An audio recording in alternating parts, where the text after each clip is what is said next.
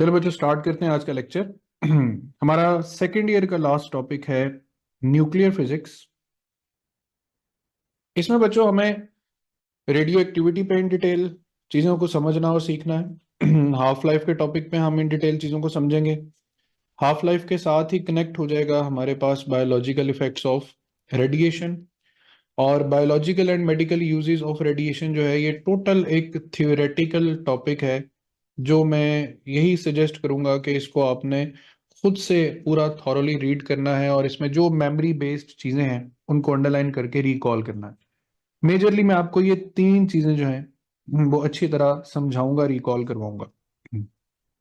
तो सबसे पहले हम आ जाते हैं कि न्यूक्लियर फिजिक्स में बच्चों हम किसी भी न्यूक्लियस की बिना पर उस न्यूक्लियस के एटॉमिक नंबर और एटॉमिक मास को कैसे रिप्रेजेंट करते हैं। तो सबसे पहले आपको नजर आ रहा है कि किसी भी एलिमेंट का जो भी सिंबल है वो इस तरीके से एक बड़े लेटर में या combination of capital and small letters में लिखा जाएगा।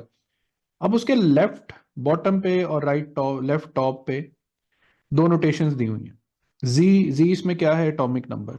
Atomic number means the number of protons. और जो ए है वो मास नंबर है। मास नंबर में बच्चों प्रोटॉन्स की तादाद और न्यूट्रॉन्स की तादाद दोनों को आपने रिप्रेजेंट करना है। फॉर एग्जाम्पल हमारे पास यूरेनियम 92 टू 38 है। तो इसमें नंबर ऑफ प्रोटॉन्स कितने हैं? प्रोटॉन्स हमेशा यहां पर लिखे होंगे, तो नंबर ऑफ प्रोटॉन्स कितने आ जाएंगे? 92। और एक और बात, एक न्यूट्रल एटम में बच्चों जितने प्रोटॉन्स होंगे उतने ही इलेक्ट्रॉन्स भी होंगे। तो 92 प्रोटॉन्स विल बैलेंस 92 इलेक्ट्रॉन्स। अब नंबर ऑफ न्यूट्रॉन्स कैसे निकालते हैं? नंबर ऑफ न्यूट्रॉन्स निकालने का तरीका होता है कि एटॉमिक मास के नंबर में से एटॉमिक नंबर को माइनस किया जाए तो हमें मिलते हैं number of neutrons. So if we minus या सब्ट्रैक्ट 238 में से हम अगर 92 को माइनस कर दें तो ये हमारे पास आंसर आएगा 146। तो बच्चों यूरेनियम 92 238 में नंबर ऑफ न्यूट्रॉन्स कितने हो गए? 146। सिमिलरली लेड प्रोटॉन्स कितने हैं? 82, इलेक्ट्रॉन्स भी 82। ठीक है। अब 206 में से 82 को आपने माइनस कर देना है 4 और ऊपर 2, तो 124 न्यूट्रॉन्स। बिस्मथ में 83 न्यूट्रॉन्स और प्रोटॉन्स हो गए, इलेक्ट्रॉन्स और प्रोटॉन्स हो गए। जल्दी से बताएं जरा इसमें नंबर ऑफ न्यूट्रॉन्स कितने होंगे? वेरी गुड, 127 जो है वो इसमें न्यूट्रॉन्स हो जाएंगे। सो अब आप सब बच्चे इन नोटेशंस को जहन में रख लेंगे। कोई भी एलिमेंट है तो उसमें जो जी है वो बेसिकली क्या है? Number of protons. और जो ए है वो basically sum of number of protons plus neutrons को रिप्रेजेंट कर रहा है। इसके बाद हम आते हैं एक बड़ी आसान सी डेफिनेशंस पर कि what are isotopes, what are isobars and what are isotones. यहाँ पे मैंने एक टेबल में जिस तरीके से एक्सप्लेन किया ना, आपको बड़ी आसानी से याद हो जाएगा। आइसोटोप्स क्या होते हैं? वो तमाम न्यूक्लियाई जिनका या वो तमाम एटम्स जिनका एटॉमिक नंबर यानी जी सेम हो बट एटॉमिक मास डिफरेंट हो। जैसे 1H1 1H2 1H3 में जो जी है वो क्या है? सबका सेम, लेकिन मास नंबर सेम नहीं है, तो these are called isotopes. What are isobars? Isobars में एटॉमिक मास सेम होगा, एटॉमिक नंबर जो है वो सेम नहीं होगा। जैसे कार्बन 614 नाइट्रोजन 714 में सेम क्या है? मास नंबर, बट उनके एटॉमिक नंबर्स एक जैसे नहीं है। और आइसोटोन्स क्या है? Isotones which have same number of neutrons. Same number of neutrons हैं लेकिन इनका एटॉमिक नंबर भी डिफरेंट होगा, एटॉमिक मास भी। Just like carbon 614 and nitrogen 15 7।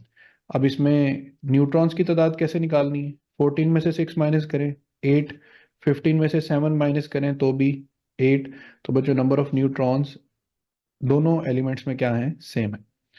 अब इसमें इन चीजों का आगे रेडियो एक्टिविटी से भी बड़ा कनेक्शन है। वो कैसे है? कुछ different kinds of radio active decays हैं जिनके बाद हमें एलिमेंट का अपना आइसोटोप मिल जाता है। बीटा डिके एक ऐसा डिके है जो हमेशा आइसोबार्स प्रोड्यूस करता है।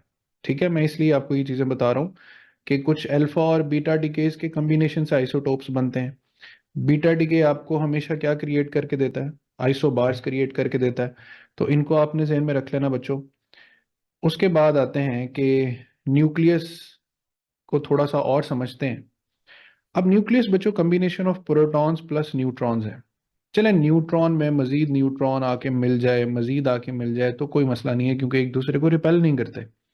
बट प्रोटॉन किसी भी आने वाले प्रोटॉन को शदीद किस्म का रिपेल करता है, मगर फिर भी न्यूक्लियस के अंदर न्यूट्रॉन प्रोटॉन्स जो है वो बहुत अच्छे से स्टेबली एग्जिस्ट कर रहे होते हैं।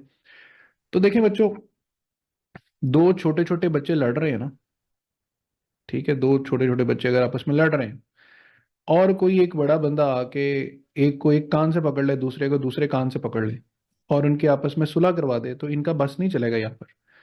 तो प्रोटॉन्स के दरमियान ये जो लड़ाई है ये कूलम फोर्स की वजह से है।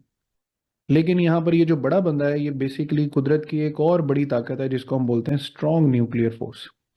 तो स्ट्रॉन्ग न्यूक्लियर फोर्स जो होती है वो कूलम फोर्स से कोई 1 लाख टाइम्स स्ट्रॉन्गर होती है, जिसकी वजह से प्रोटॉन्स इसके असर से बआसानी बाहर निकल नहीं सकते। लेकिन हर ताकतवर की कोई ना कोई कमजोरी भी होती है। ये जो स्ट्रॉन्ग न्यूक्लियर फोर्स है ये अगर बहुत ज़्यादा स्ट्रॉन्ग है तो इसकी कमजोरी ये है कि इसकी रेंज बहुत कम है। इसकी रेंज सिर्फ 10⁻⁻15 मीटर के राउंड अबाउट है। इस रेंज से बाहर अगर कोई न्यूक्लियॉन, कोई प्रोटॉन, कोई न्यूट्रॉन लेट से अगर साइज में निकल जाता है तो उस पर इसका असर इंतहाई वीक हो जाता है और उसके लिए न्यूक्लियस को छोड़ के निकलना आसान हो जाता है। अब बच्चों, जो न्यूक्लियस को छोड़कर निकल जाएगा वो क्या बन जाएगा? Radio activity. ठीक है, जिसे हम उर्दू में ताबकारी भी बोलते हैं। यहाँ पर एक फॉर्मूला लिखा हुआ है, ये फॉर्मूला जो है ये न्यूक्लियर रेडियाई के लिए है। इसमें जो आर नॉट है वो एक कांस्टेंट है, 1.2 इंटू 10⁻⁻15 इसकी वैल्यू है। ठीक है, आप इसको 1.2 फेम्टोमीटर भी लिख सकते हैं। और ए यहाँ पर क्या है? ए यहाँ पे मास नंबर है। ठीक है, तो लेट से अगर आपसे कहा जाए कि बेरिलियम का रेडियस फाइंड करें तो आप लिखेंगे R is equal to R naught. और बेरिलियम का एटॉमिक मास क्या होता है? 8 8 पावर 1/3। तो आर नॉट तो बच्चों कांस्टेंट हो गया। अब 8 को आप 2⁻³ भी लिख सकते हैं ना, 1/3। 3 से 3 क्या हो जाएगा? कैंसिल हो जाएगा। तो यहाँ पे आपके पास क्या आ जाएगा? R naught multiply by 2। तो बेरिलियम का जो रेडियस है वो तकरीबन हाइड्रोजन के रेडियस से डबल हो जाता है, 2 टाइम्स ऑफ आर नॉट हो जाता है। इसको आप रेडियस ऑफ हाइड्रोजन एटम या radius of proton, hydrogen atom let say आप कंसीडर कर सकते हैं। तो ये radius of nucleus, sorry radius of nucleus का फॉर्मूला है। ठीक है, इसको नोट डाउन कर लें। इसमें ए जो है वो मास नंबर है। इसके बाद आती है बच्चों बात के स्टेबल और अनस्टेबल न्यूक्लियाइज क्या होते हैं। वो यहाँ पे लिखता है कि most nuclei are stable. Stable का मतलब है कि उनमें nucleon number, number of protons, number of neutrons change नहीं होते। But some of the nuclei are unstable. जो अनस्टेबल है वो भी खुद को क्या करना चाहते हैं? स्टेबल। जिस स्टेबिलिटी के लिए वो क्या परफॉर्म करते हैं? Radio activity. रेडियो एक्टिविटी का पर्पस है किसी एक न्यूक्लियाई से किसी दूसरे न्यूक्लियाई में चेंज होना, इस तलाश में कि वो पहले से ज्यादा क्या हो जाए? स्टेबल हो जाए। रेडियो एक्टिविटी बच्चों एक बड़ा इंपॉर्टेंट वर्ड है यहाँ पर कि रेडियो एक्टिविटी एक स्पॉन्टेनियस प्रोसेस है। ये नेचर डिसाइड करती है कि कब किसने रेडियो एक्टिविटी इमिट करनी है, कितनी देर बाद करनी है। हम रेडियो एक्टिविटी को किसी एक्सटर्नल फैक्टर, लाइक हम कहें कि हम टेम्परेचर बढ़ाने से रेडियो एक्टिविटी का प्रोसेस कंट्रोल कर ले, नहीं। हम प्रेशर बढ़ाने से चेंज कर दें, ऐसा नहीं होगा। हम स्टैंडर्ड टेम्परेचर प्रेशर की जो भी कंडीशन रख लें, जो भी वेरिएशन कर लें, रेडियो एक्टिविटी के प्रोसेस को कोई फर्क नहीं पड़ेगा, सिवाय एक चीज के कि आप जिस न्यूक्लियस को यूज कर रहे हैं, लेट से जी ए है, आप उस न्यूक्लियस के ऊपर कोई न्यूट्रॉन बम्बार कर दें। अब न्यूट्रॉन क्या करेगा? न्यूट्रॉन उसके मास में इजाफा कर देगा। न्यूट्रॉन जब मास में इजाफा कर देगा तो ये एलिमेंट कोई और आइसोटोप बन जाएगा, सेम एलिमेंट का। और आइसोटोप्स की हाफ लाइफ आपस में सेम नहीं होती, रेडियो एक्टिविटी का प्रोसेस जो है वो आइडेंटिकल नहीं होता। तो बच्चों, बहुत से न्यूक्लियाई क्या होते हैं? स्टेबल। कुछ अनस्टेबल भी होते हैं। आगे जाके हम इस पे मजीद क्लैरिटी लाएंगे कौन से स्टेबल और कौन से अनस्टेबल होते हैं। अब आती है बात इस ग्राफ पे जरा हम आ जाते हैं। ग्राफ बड़ी इंपॉर्टेंट और बड़ी मजे की चीज है और बहुत कुछ समझाता है ये ग्राफ हमें। मैं एक एलिमेंट लिख रहा हूँ कार्बन 612। बच्चों इसमें प्रोटॉन्स कितने हैं? 6। इसमें न्यूट्रॉन्स कितने हैं? वो भी 6। इसकी न्यूट्रॉन टू प्रोटॉन रेशियो क्या है? 1। और कार्बन 612 स्टेबल है क्या unstable? That is a stable nucleus. और ये कोई बड़ा न्यूक्लियस तो नहीं है, ये एक छोटा न्यूक्लियस है। बड़े तो बहुत बड़े बड़े पड़े हुए हैं। तो देखिए छोटे न्यूक्लियस में हम क्या देख रहे हैं कि वो स्टेबल भी हैं, उनमें न्यूट्रॉन और प्रोटॉन की तादाद बराबर भी है। ठीक है। और उससे हटकर वो साइज में भी छोटे हैं। इससे थोड़ा सा आगे बढ़ते हैं, यहाँ पे आपके पास लिखा हुआ डब्ल्यू। डब्ल्यू वोल्फ्रॉम, जिसे टंगस्टन भी कहते हैं। ठीक है। यहाँ पर डब्ल्यू जो है वो 74 184 के नाम से लिखा हुआ है। अब वोल्फ्रॉम में बच्चों नंबर ऑफ प्रोटॉन्स कितने हैं? 74। नंबर ऑफ न्यूट्रॉन्स कितने हैं? ये हमारे पास हो जाएंगे 110। और अगर हम न्यूट्रॉन टू प्रोटॉन रेशियो यहाँ पे फाइंड कर रहे हैं तो ये आ रहा है 1.49। लेकिन वुल्फ्रम भी, मजे की बात है कि एक स्टेबल न्यूक्लियस है। इसका मतलब है न्यूट्रॉन टू प्रोटेशन प्रोटॉन रेशियो 1 हो तब भी स्टेबिलिटी है, न्यूट्रॉन टू प्रोटॉन रेशियो 1.49 हो तब भी स्टेबिलिटी है।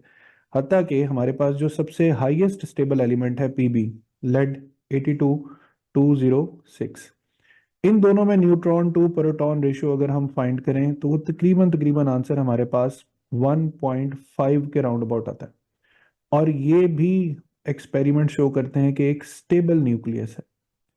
तो लेड 82 तक, स्मॉलर से लेकर हैवियर एलिमेंट्स तक बच्चों, सारे के सारे न्यूक्लियस ऑलमोस्ट क्या है? स्टेबल है। बट जहां बात लेड से आगे बढ़ती है, bismuth, protactinium, polonium, uranium, radium, californium, इससे आगे, यानी 83 से आगे, 83 और 83 से आगे जितने एलिमेंट्स हैं वो सारे के सारे क्या है? रेडियो एक्टिव हैं। अच्छा जी, रेडियो एक्टिव है, हमें पता कैसे चला रेडियो एक्टिविटी होती क्या है? तो आपको पता ही है ना कि रेडियो एक्टिविटी किसने डिस्कवर की थी? हेनरी बैकरेल ने। ठीक है। तो हेनरी बैकरेल को हम कह सकते हैं ही वॉज द डिस्कवरर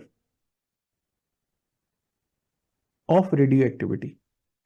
तो हेनरी बैकरेल जो है ये डिस्कवरर ऑफ रेडियो एक्टिविटी थे। वो आपने स्टोरी सुनी हुई है कि यूरेनियम सॉल्ट को ये किसी ड्रॉ में रख के गए और ड्रॉ में फोटोग्राफिक फिल्म ही पड़ी थी और फोटोग्राफिक फिल्म पर डार्क स्पॉट्स बन गए, जिससे इन्होंने कंक्लूजन ये लिया कि यूरेनियम में से कोई रेडिएशन एमिट हो रही है जो रेडिएशन फोटोग्राफिक फिल्म को इफेक्ट कर रही है। अब देखें यहाँ पर हम न्यूट्रॉन टू प्रोटॉन रेशियो 1.5, यहाँ तक न्यूक्लियर क्या है? स्टेबल है। इस रेशियो को आपने ध्यान में रखना है। और बच्चों देखें ये लाइन क्या शो कर रही है? ये लाइन ये शो कर रही है कि जैसे जैसे न्यूक्लियाई बड़े हो रहे थे तो नंबर ऑफ प्रोटॉन्स और नंबर ऑफ न्यूट्रॉन्स बराबर रहने चाहिए थे।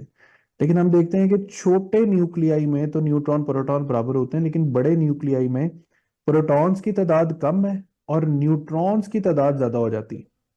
ठीक है। जैसे यूरेनियम की मिसाल ही ले लें, 92 उसमें प्रोटॉन्स हैं लेकिन 146 न्यूट्रॉन्स हैं। तो 146 न्यूट्रॉन्स है, इसका मतलब है ग्राफ एकदम हाइक पकड़ेगा और ऊपर की तरफ चला जाएगा। अब ये एक्चुअल ग्राफ है जो एलिमेंट्स का है, जो पीरियोडिक टेबल के एलिमेंट्स का है। ये हमारे पास जो स्ट्रेट लाइन है ये एक आइडियल केस है कि भाई सब में नंबर ऑफ न्यूट्रॉन और प्रोटॉन्स क्या होने चाहिए थे? बराबर। लेकिन आपको बीइंग अ शार्प स्टूडेंट पता होना चाहिए ना कि प्रोटॉन का एडिशन इतना पॉसिबल नहीं है आसान जितना न्यूट्रॉन का एडिशन। तो न्यूट्रॉन टू प्रोटॉन रेशियो का कॉन्सेप्ट बच्चों आपने जहन में रखना है अच्छे से। अब alpha beta gamma, you all know कि ये तीन तरह की रेडिएशन हैं। ये तीनों तरह की रेडिएशन कहाँ से निकलती है? न्यूक्लियस से।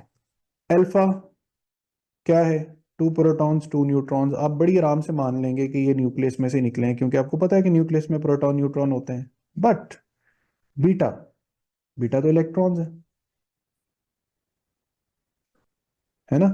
तो इलेक्ट्रॉन्स जो हैं बच्चों, ये न्यूक्लियस में से कैसे निकल रहे हैं जबकि न्यूक्लियस में तो इलेक्ट्रॉन नहीं होता? That is a very conceptual approach. और न्यूक्लियस से फोटॉन कैसे निकलता है? ये बिल्कुल वैसे ही है, समझना जैसे एटम में से फोटॉन कैसे निकलता है। इलेक्ट्रॉन हाई एनर्जी से लो एनर्जी में फॉल करता है, फोटॉन। तो न्यूक्लियस के अंदर भी एनर्जी लेवल्स होते हैं। प्रोटॉन हायर से लोअर एनर्जी लेवल में फॉल करेगा तो it will emit a gamma ray photon. ठीक है। तो ये तो हो गया कि तीनों रेडिएशंस अल्फा बीटा और गैमा याद रखना है बच्चों कहाँ से निकल रही हैं, न्यूक्लियस से। कोई आपको कंफ्यूज करने की कोशिश करे ना कि बीटा तो इलेक्ट्रॉन है, ये कैसे न्यूक्लियस में से निकल रहा है, तो अभी जब मैं रीजन बताऊंगा तो आपने याद रखना है कि ये क्यों न्यूक्लियस में से एमिट होता है। इसके बाद आती है कहानी रदरफोर्ड के हिस्से में। रदरफोर्ड को जब पता चल गया कि हेनरी बेकरल ने डिस्कवर कर लिया रेडियो एक्टिविटी, तो रदरफोर्ड ने एक रेडियो एक्टिव एलिमेंट लिया, उसको पहले रखा इलेक्ट्रिक फील्ड में, फिर रखा मैग्नेटिक फील्ड में, और चेक किया कि ये किस तरह की रेडिएशन है, क्या ये इलेक्ट्रिक और मैग्नेटिक फील्ड को रिस्पॉन्ड करती है, तो बिल्कुल। अब उसने देखा कि कुछ पार्टिकल्स रेडियो एक्टिविटी कैसे हैं जो नेगेटिव प्लेट की तरफ डिफ्लेक्ट हो रहे हैं, मतलब कि वो पॉजिटिव है, कुछ पॉजिटिव प्लेट की तरफ जा रहे हैं मतलब कि वो नेगेटिवली चार्ज है, और कुछ अनडिफ्लेक्टेड जा रहे हैं मीन्स उन पे कोई चार्ज नहीं है। So he called these particles alpha beta and gamma. Even the particle responded to the magnetic field, लेकिन जो अनचार्ज था उसने ना इलेक्ट्रिक को रिस्पॉन्स किया ना मैग्नेटिक को। फर्दर जो फिजिकल प्रोसेस या एक्सपेरिमेंट्स हैं उनसे पता क्या चला कि ये जो अल्फा पार्टिकल है ये बेसिकली एक हीलियम न्यूक्लियाई है He24, which comprises of 2 protons and 2 neutrons. Beta के बारे में पता चला कि ये बेसिकली एक हाई एनर्जी इलेक्ट्रॉन है जिसको हम बीटा -1 0 से रिप्रेजेंट करते हैं। अब ये क्या चीज़ है, -1 बेसिकली इसका चार्ज है -e, ठीक है, और 0 यहाँ पे ये शो किया गया है कि प्रोटॉन्स के मुकाबले में ये नियरली क्या है, मासलेस है। वैसे तो इसका मास 0 नहीं होता, but in comparison to proton neutron ये नियरली मासलेस है। और गैमा रे के बारे में क्या पता चला, gamma ray are photons, high energy photons, gamma 0 0, no charge no mass. Photons का मास नेग्लिजिबल होता है, ना होने के बराबर होता है। तो ये बच्चों नेचर ऑफ रेडिएशन है जो आपने जहन में रखनी है। ये तमाम पेनिट्रेटिंग रेडिएशन है, मतलब इनके सामने, अल्फा के सामने, बीटा के सामने, गैमा के सामने कोई मटेरियल आ जाएगा तो ये उसमें पेनिट्रेट करेंगे। पेनिट्रेट करके क्या करेंगे, आयोनाइज करेंगे। कितना आयोनाइज करेंगे वो डिपेंड करता है कि इनका चार्ज, इनका मास, इनकी एनर्जी कितनी है, या डिपेंड करता है कि वो मीडियम कैसा है। ठीक है, इसके लिए मैं आपको सजेस्ट करूंगा आप टॉपिक पढ़ें interaction of radiation with matter. ठीक है, ये टॉपिक आपने पूरा पढ़ना है, ये अल्फा बीटा और गैमा और न्यूट्रॉन्स के बारे में एक डिटेल टॉपिक है जो आपको बड़ा अच्छा आगाह कर देगा। यहाँ तक बच्चों जरा मुझे ओके रिपोर्ट दे दें लेक्चर में, आप लोग प्रेजेंट हैं, सुन रहे हैं, समझ आ रही है? चलें, दैट्स गुड। अब हम आते हैं रेडियो एक्टिव में, एक एक करके तमाम डिकेस को समझते हैं। तो सबसे पहले हम आते हैं अल्फा डिके पर। कोई भी एलिमेंट है हमारे पास बच्चों एक्स, एटॉमिक नंबर जी, एटॉमिक मास ए, वो अगर रेडियो एक्टिव है और उसने अल्फा पार्टिकल इमिट करना है तो अल्फा इमिट करने का मतलब है वो He24 इमिट करेगा। अब आपने क्या करना है, जो नया एलिमेंट बनेगा जी में से 2 माइनस होगा नीचे, यहाँ 4 लिखा है तो यहाँ ए में से 4 माइनस कर देना। ठीक है, तो ये हमारे पास एक अल्फा पार्टिकल का एमिशन है। लेट से अगर हीलियम न्यूक्लियस He24 2 निकल आते हैं तो फिर जी में से क्या माइनस होगा, 2 मल्टीप्लाई बाय 2 4, और ए में से क्या माइनस हो जाएगा 8। यानी दोनों को 2 से मल्टीप्लाई कर देना है। 3 के लिए जी -6 एंड ए -12। तो इस तरीके से बच्चों आपने अल्फा पार्टिकल के मिशंस को याद रखना है कि एक अल्फा, 2 अल्फा, 3 अल्फा, जितने भी अल्फा पार्टिकल्स निकले, एटॉमिक नंबर में से 2 के मल्टीपल्स में से चीजें माइनस होंगी, एटॉमिक मास में 4 के मल्टीपल्स में से चीजें माइनस होंगी। ठीक है, और एक और बात, अल्फा पार्टिकल के इमिट होने से आपने गौर किया एटॉमिक मास भी चेंज हो रहा है और एटॉमिक नंबर भी चेंज हो रहा है। एटॉमिक चार्ज में कितना फर्क पड़ता है, -4 का। एटॉमिक नंबर में फर्क पड़ता है, एटॉमिक मास में फर्क पड़ता है -4 का, और एटॉमिक नंबर में फर्क पड़ता है -2 का। आगे एग्जांपल्स में देखते हैं। ठीक है, ये बच्चों इनकी प्रॉपर्टीज हैं। ये प्रॉपर्टीज बहुत इजी, मैं बहुत सी प्रॉपर्टीज आपको बता चुका हूँ बातों बातों में, तो आपने इनको एक दफा गो थ्रू कर लेना। अब हम आते हैं मेन प्रॉब्लम्स पर। देखें, यूरेनियम 92 238 बन गया है 92 34। अब देखें, मुझे यहां पर नया एटॉमिक मास और नया एटॉमिक नंबर देखकर अंदाजा लगाना है कि कितने अल्फा पार्टिकल्स निकले। ठीक है, अच्छा वैसे तो कॉमन सेंस में यहां से 2 का फर्क पड़ा ना, तो उससे मुझे पता चल जाएगा कि एक अल्फा पार्टिकल निकला है। लेकिन मैथमेटिकली मैं नंबर ऑफ अल्फा पार्टिकल्स कैसे फाइंड कर सकता हूँ? Original mass minus the new mass divided by 4। अब ओरिजिनल मास क्या है? 238। न्यू मास कितना है? 234 डिवाइडेड बाय 4। तो 4/4, द आंसर इज 1।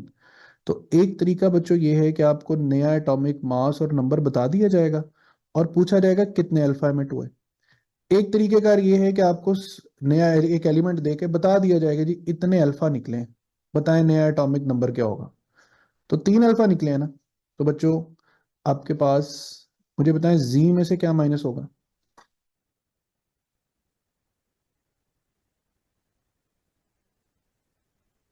शाबाश, दैट्स गुड। सी में से 6 माइनस होगा और ए में से क्या माइनस होगा?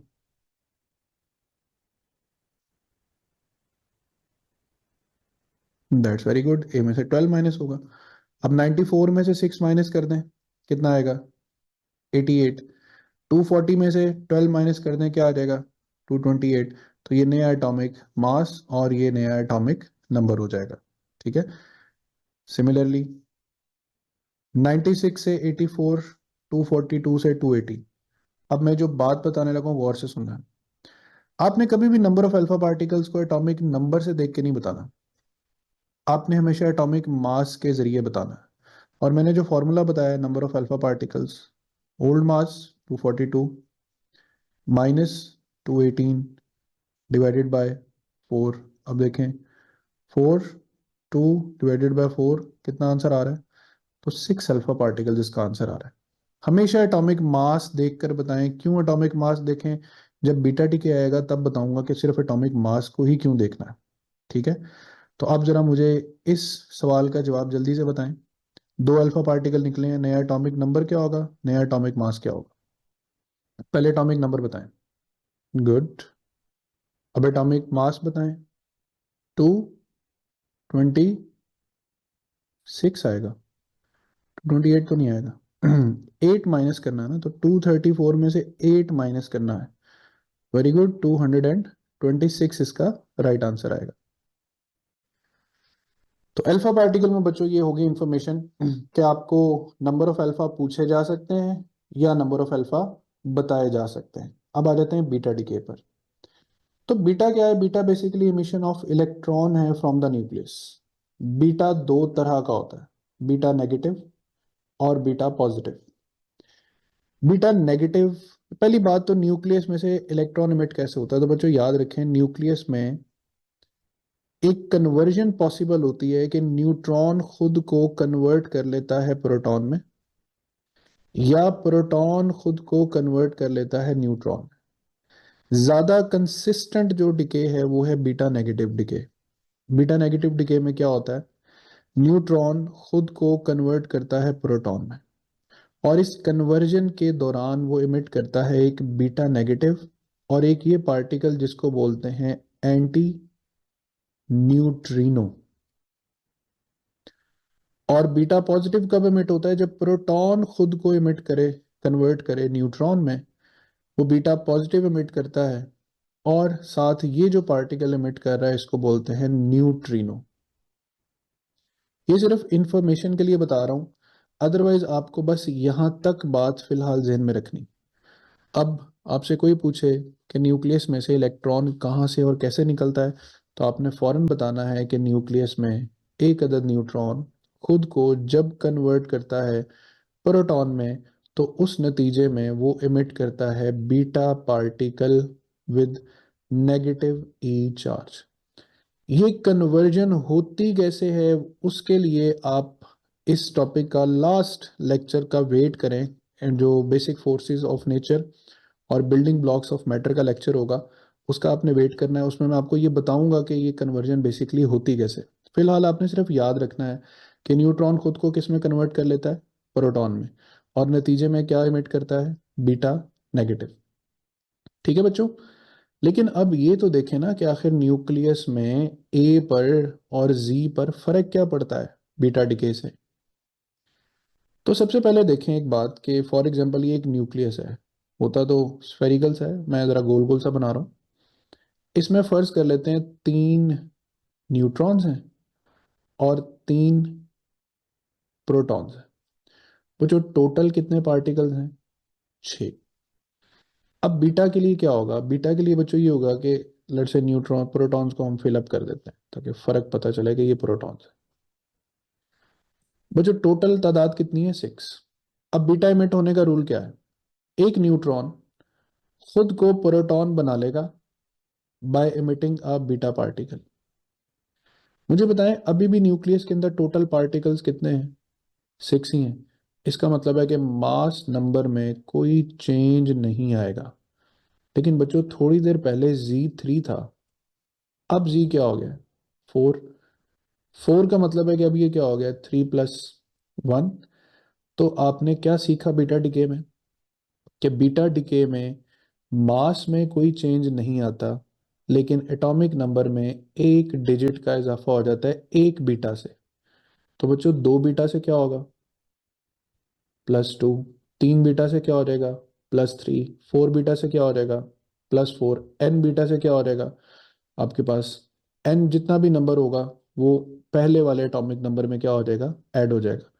तो अब मुझे बताएं, अल्फा डिके में मास और जी में से कौन चेंज होता है? तो ऑब्वियसली आप आंसर करेंगे कि ए भी चेंज होता है और जी भी चेंज होता है। बीटा डिके में ए और जी में से कौन चेंज होता है? सिर्फ जी चेंज होता है, ए पे कोई फर्क नहीं पड़ता।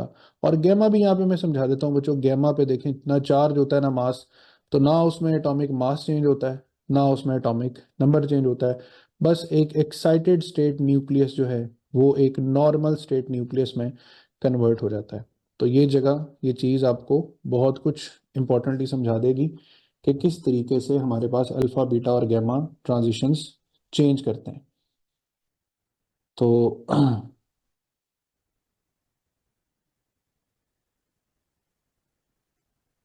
अब देखें, हमारे पास एक न्यूक्लियस है 9230। ये 1 बीटा एमिट करेगा तो 90 से 91 हो जाएगा, लेकिन मास पे कोई फर्क नहीं पड़ेगा। तो बच्चों अगर ये 2 बीटा एमिट करेगा तो एटॉमिक नंबर 92 हो जाएगा, बल्कि एटॉमिक मास क्या रहेगा? 230। 3 बीटा एमिट करने पे ये 93 हो जाएगा, बट ऊपर क्या रहेगा? 230। 4 बीटा एमिट करने पे ये 94 हो जाएगा, बट ऊपर क्या रहेगा? 230। अब जरा एक बात पे ध्यान दें, elements having same mass number and different atomic numbers, what they are called? Isobars. यही बात मैंने बताई थी ना कि जो आइसो बार्स होते हैं उनमें एटॉमिक नंबर डिफरेंट होता है, जबकि एटॉमिक मासेस क्या रहते हैं? सेम। तो बीटा डिके हमेशा क्या प्रोड्यूस करता है? ये हमेशा क्या प्रोड्यूस करता है? आइसो बार्स प्रोड्यूस करता है। ठीक है बच्चों। तो यहाँ पर थोरियम 9230 है, 1 बीटा एमिट किया है। तो एक तो कंफर्म है ना हमें कि मास नंबर ने चेंज नहीं होना, लेकिन 1 बीटा का मतलब है कि ये 91 हो जाएगा। 2 बीटा का मतलब है मास तो चेंज नहीं होगा, लेकिन ये 95 हो जाएगा। नेक्स्ट, मास में कोई फर्क नहीं पड़ा, मींस डिके बीटा हो सकता है। 90 से बढ़कर कितना बड़ा है? +4। तो ये 4 क्या मिट हुए हैं? Beta particles. मास चेंज नहीं हुआ, 90 से 95 हो गया, कितना ऐड हुआ? 4 बीटा पार्टिकल्स। तो आप देख रहे हैं एटॉमिक नंबर में क्या आ रहा है? इंक्रीज आ रहा है। मेरा सवाल है कि क्या एटॉमिक नंबर में डिक्रीज भी आ सकता है बीटा पार्टिकल से? बिल्कुल आ सकता है। वो बिल्कुल इन डिक्रीज कब आएगा? दोबारा उसी मिसाल पे जाते हैं, 3 न्यूट्रॉन और 3 प्रोटॉन्स। ये 3 प्रोटॉन्स हैं हमारे पास, ठीक है। टोटल जो मास नंबर हमारे पास कितना हो गया? 6 हो गया। बच्चों बीटा पॉजिटिव कब एमिट होता है? जब प्रोटॉन खुद को किस में कन्वर्ट कर ले? न्यूट्रॉन में। तो पार्टिकल्स अभी भी 6 ही हैं, यानी मास पे कोई फर्क नहीं पड़ेगा, लेकिन एटॉमिक नंबर पहले 3 था, अब नया एटॉमिक नंबर क्या हो गया? 2। 2 का मतलब है 3 में से 1 क्या हुआ? माइनस। तो अगर बीटा पॉजिटिव डिके हो बच्चों, तो हम एटॉमिक नंबर प्लस करने की बजाय क्या कर देते हैं? माइनस कर देते हैं। इसी मिसाल को समझते हुए मुझे बताएं कि ये एक ट्रांजिशन है, ट्रांसफॉर्मेशन है कि 32 का 32 है, मीन्स ये बीटा डिके है। लेकिन 91 से डिजिट बढ़ने की बजाय कम हो गया। ऐसा कैसे हो गया? ऐसा इसलिए हो गया कि ये बीटा नेगेटिव नहीं होगा, ये क्या होगा? Beta positive. अब 91 में से 89 माइनस करें, क्या आंसर आता है? तो 2 बीटा पॉजिटिव। यहाँ पर 94 से कम होके 90 हो गया। मास नंबर अभी भी सेम है, तो बच्चों ये 4 बीटा पॉजिटिव। बीटा पॉजिटिव के सवाल इतने नहीं आते, बट क्लैरिटी ऑफ कॉन्सेप्ट के लिए मैं बता रहा हूँ कि आपने इसको जहन में रखना है। यहाँ तक बता दें, ओके रिपोर्ट दे दें, समझ आ गई सबको? तो ये गैमेट गेम है। गैमेट गेम पहले भी बता चुका हूँ, एक एक्साइटेड स्टेट न्यूक्लियस बस अपने आप को स्टेबल रिलैक्स स्टेट में ले आए तो वो क्या एमिट करता है? गैमा रे फोटोन, एक हाई एनर्जी फोटोन है, ठीक है, जिसकी energy is equal to HF से मेजर की जा सकती है, और ये एनर्जी नॉर्मली किस में होती है? मेगा इलेक्ट्रॉन वोल्ट्स में। हमें ज़्यादा ट्रांजिशंस पे रहना है। तो बच्चों, अब हम आते हैं नेक्स्ट एक कैटेगरी पर, जहाँ पर जिसे हम कंपाउंड डिके भी कहते हैं, मतलब इसमें अल्फा डिके भी हो रहा है और बीटा डिके भी हो रहा है। तो मैं आपको एक एग्जांपल सॉल्व करके देता हूँ, आपने देखना है कि मैं उसको कैसे सॉल्व कर रहा हूँ, और फिर आपने इस तरह के और सवालात हैं और आगे क्वेश्चन ही क्वेश्चन हैं। यानी ये समझ लें कि लास्ट एग्जांपल है जो मैं आपको सॉल्व करके दे रहा हूँ, बाकी क्वेश्चन मैं आप पे छोड़ रहा हूँ, वो आप सॉल्व करेंगे। एक ट्रांजिशन मुझे दिया गया और मुझसे कहा गया बताएं इसमें कितने अल्फा निकले और कितने बीटा। सबसे पहली प्रेफरेंस पे मैं अल्फा फाइंड करूंगा और अल्फा के लिए मैं सिर्फ एटॉमिक मास को देखूंगा, एटॉमिक नंबर को नहीं देखूंगा। अब मैं क्या करूंगा? Number of alpha particles. क्या तरीका मैंने बताया था? 240 माइनस 236 डिवाइडेड बाय 4, तो 4/4 आंसर इज 1। इसका मतलब है अल्फा पार्टिकल एक निकला है। अल्फा पार्टिकल एक निकला है। तो अब मैं थोड़ा सा अपनी एजम्पशन पे जाऊंगा, कैलकुलेशन पे। एक अल्फा पार्टिकल निकलने पर एटॉमिक मास तो चले 236 हो गया, लेकिन एटॉमिक नंबर जो है ना, वो 92 होना चाहिए था। यानी यहाँ से 2 माइनस होना चाहिए था, लेकिन एटॉमिक नंबर तो फिर 94 है। ये 94 कब हुआ? जब इसमें 2 ऐड हुआ। तो वो जो एडेड 2 है वो बेसिकली दो क्या है? बीटा पार्टिकल्स है। तो ये एक आसान सा हल है number of alpha and beta find करने का। क्या? पहले निकालें नंबर ऑफ अल्फा पार्टिकल्स, वो निकालने के बाद देखें कि एटॉमिक नंबर क्या होना चाहिए था। ये 92 होना चाहिए था क्योंकि -2 होना था, बट ये दोबारा 94 है। तो इसका मतलब है कि इसमें 2 ऐड हुआ है, और वो जो 2 ऐड हुआ है वो किस तरह ऐड हुआ? दो बीटा के इमिट होने से। ठीक है, सेम इसी तरह चले नेक्स्ट एग्जांपल भी देख लेते हैं। 240 और 232 में कितना डिफरेंस है? 8 का। अब ये जो 8 का डिफरेंस है, ये कितने अल्फा पार्टिकल से प्रोड्यूस होगा? 2 अल्फा पार्टिकल से। ठीक है बच्चों, अब आप फिर यहाँ पे आएंगे, आप देखेंगे 2 अल्फा पार्टिकल निकलने से तो इसको 90 होना चाहिए था।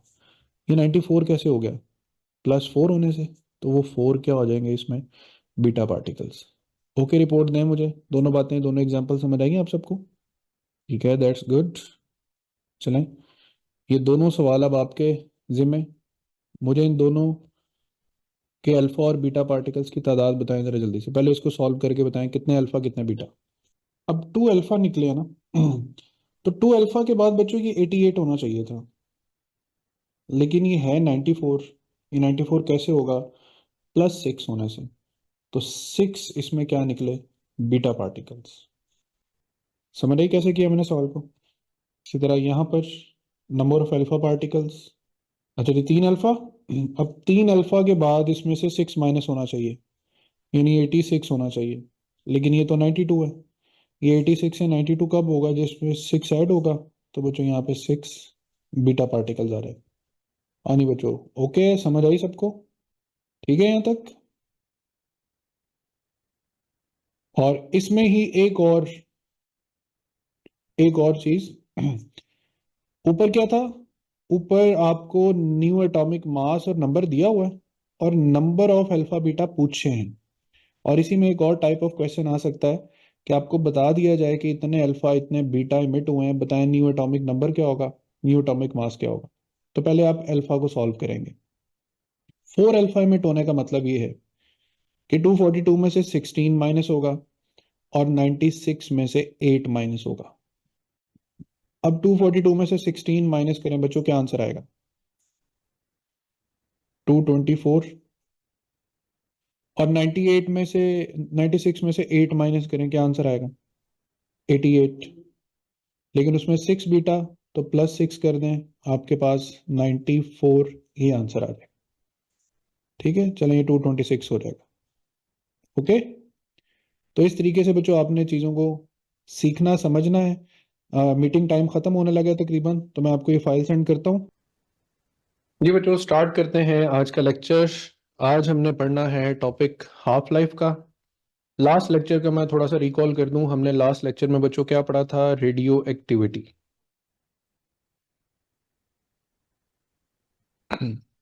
रेडियो एक्टिविटी में हमने क्या फाइनल बातें शॉर्टलिस्ट की थी? वो फाइनल बातें जो हमने शॉर्टलिस्ट की थी वो ये कि एटॉमिक नंबर 82 से ग्रेटर जितने एलिमेंट्स हैं वो सारे के सारे क्या हैं?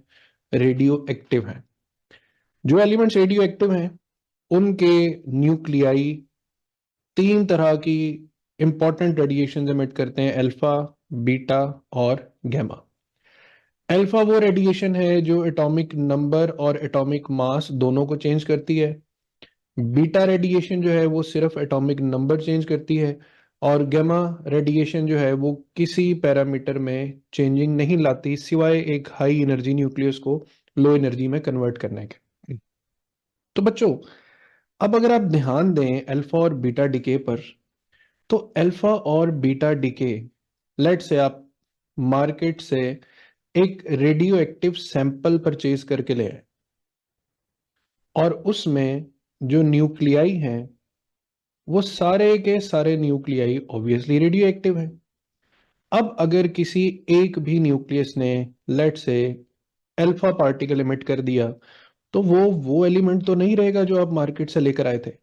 सेम इसी तरह किसी दूसरे न्यूक्लियस ने भी कोई अल्फा या बीटा पार्टिकल एमिट कर दिया, तो वो सेम न्यूक्लियाई या सेम एलिमेंट का न्यूक्लियाई नहीं रहेगा।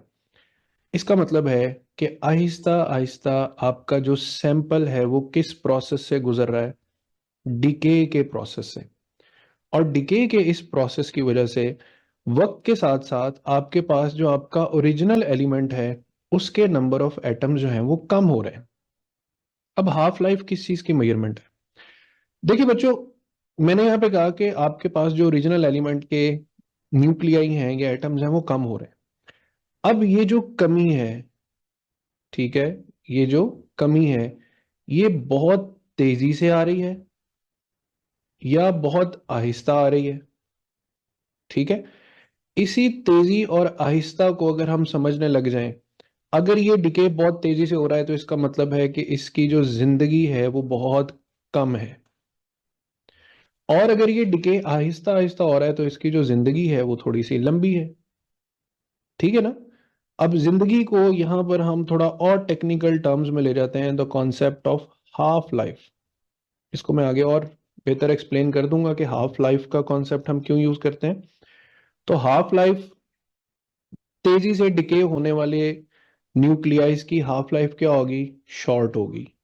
और आहिस्ता आहिस्ता डिके होने वाले न्यूक्लियाई की हाफ लाइफ क्या होगी? लॉन्गर होगी। अब शॉर्टर टू लॉन्गर में अगर देखें तो बच्चों ऐसे भी न्यूक्लियाई हैं जिनकी हाफ लाइफ माइक्रो सेकेंड्स में है, और ऐसे भी न्यूक्लियाई हैं जिनकी half life billions of years में है। और हाफ लाइफ का स्पैम इस टाइम ड्यूरेशन तक मुख्तलिफ एलिमेंट्स, मुख्तलिफ आइसोटोप्स के लिए वेरी करता है। ये आइसोटोप टू आइसोटोप भी वेरी करता है। यूरेनियम 233 की हाफ लाइफ और है, 235 की और है, 238 की और है। और एक और इंपॉर्टेंट बात, आप हाफ लाइफ के टाइम को किसी भी एक्सटर्नल पैरामीटर की वजह से चेंज नहीं कर सकते। Temperature, pressure, any other external factor. जो half life of a certain nuclei है वो उसकी नेचर पे डिपेंड करेगी, किसी एक्सटर्नल पैरामीटर पे डिपेंड नहीं करेगी, and it will remain constant. तो यहां तक इतना हिस्सा आपको अच्छे से समझ आ गया कि हाफ लाइफ की तरफ हमने बढ़ना कैसे।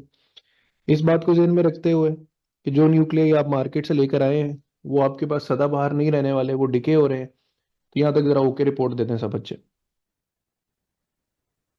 चले, दैट्स गुड। अब हाफ लाइफ के टॉपिक में बच्चों, सबसे पहले हाफ लाइफ है क्या? हाफ लाइफ एक टाइम है, वो टाइम जो किसी भी सैंपल को चाहिए है डिसइंटीग्रेट होने के लिए। कितना डिसइंटीग्रेट होने के लिए? Half of the initial amount. कोई भी आपके पास सैंपल पड़ा हुआ है तो उसको इतना टाइम चाहिए है कि उसकी प्रेजेंट अमाउंट जो है वो डिके हो सके। अब उसके बाद फिर उसको इतना टाइम चाहिए है कि उसकी जो प्रेजेंट अमाउंट है, ये प्रेजेंट अमाउंट है ना, उसका भी हाफ डिके हो सके, फिर उसका हाफ, फिर उसका हाफ, फिर उसका हाफ। तो बच्चों ये तो एक नेवर एंडिंग प्रोसेस लग रहा है, और बिल्कुल ऐसा ही है। ये आगे जाके आप देखेंगे कि ये एक नेवर एंडिंग प्रोसेस ही साबित होगा। तो half atoms with shorter half lives are more unstable. ठीक है ना, हाफ लाइफ कम है तो वो तेजी से डिके होंगे, और हाफ लाइफ ज्यादा है तो वो जरा देर से डिके होंगे।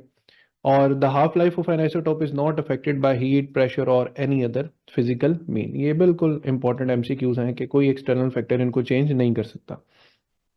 अब हाफ लाइफ को और थोड़ा बेटर अंडरस्टैंड कर लें। ये हमारे पास आयोडीन के 8 न्यूक्लियाई हैं, और आयोडीन की हाफ लाइफ टाइमिंग जो है वो 8.04 डेज है। तो होगा क्या कि ठीक 8 दिन बाद, लेट्स से 0.4 को हम नहीं पढ़ते, ठीक 8 दिन बाद हमारे पास प्रेजेंट अमाउंट ऑफ आयोडीन जो है वो 8 की बजाय 4 रह जाएंगे। यानी 8 दिन इसकी हाफ लाइफ है, तो 8 दिन में हाफ ऑफ द प्रेजेंट, में बार बार वर्ड प्रेजेंट बोल रहा हूं, जो प्रेजेंट न्यूक्लियाई हैं वो डिके हो जाएंगे। अब 4 रह गए, 8 थे, फिर 8 दिन का वेट कर लें।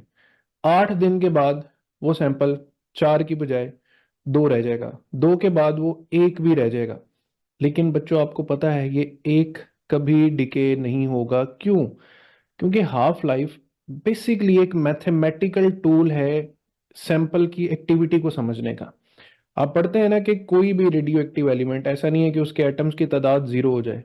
अगर आप चाहते हैं कि उसके प्रेजेंट एटम्स 0 हो जाएं, तो फिर आपको उसके लिए कितना वेट करना पड़ेगा?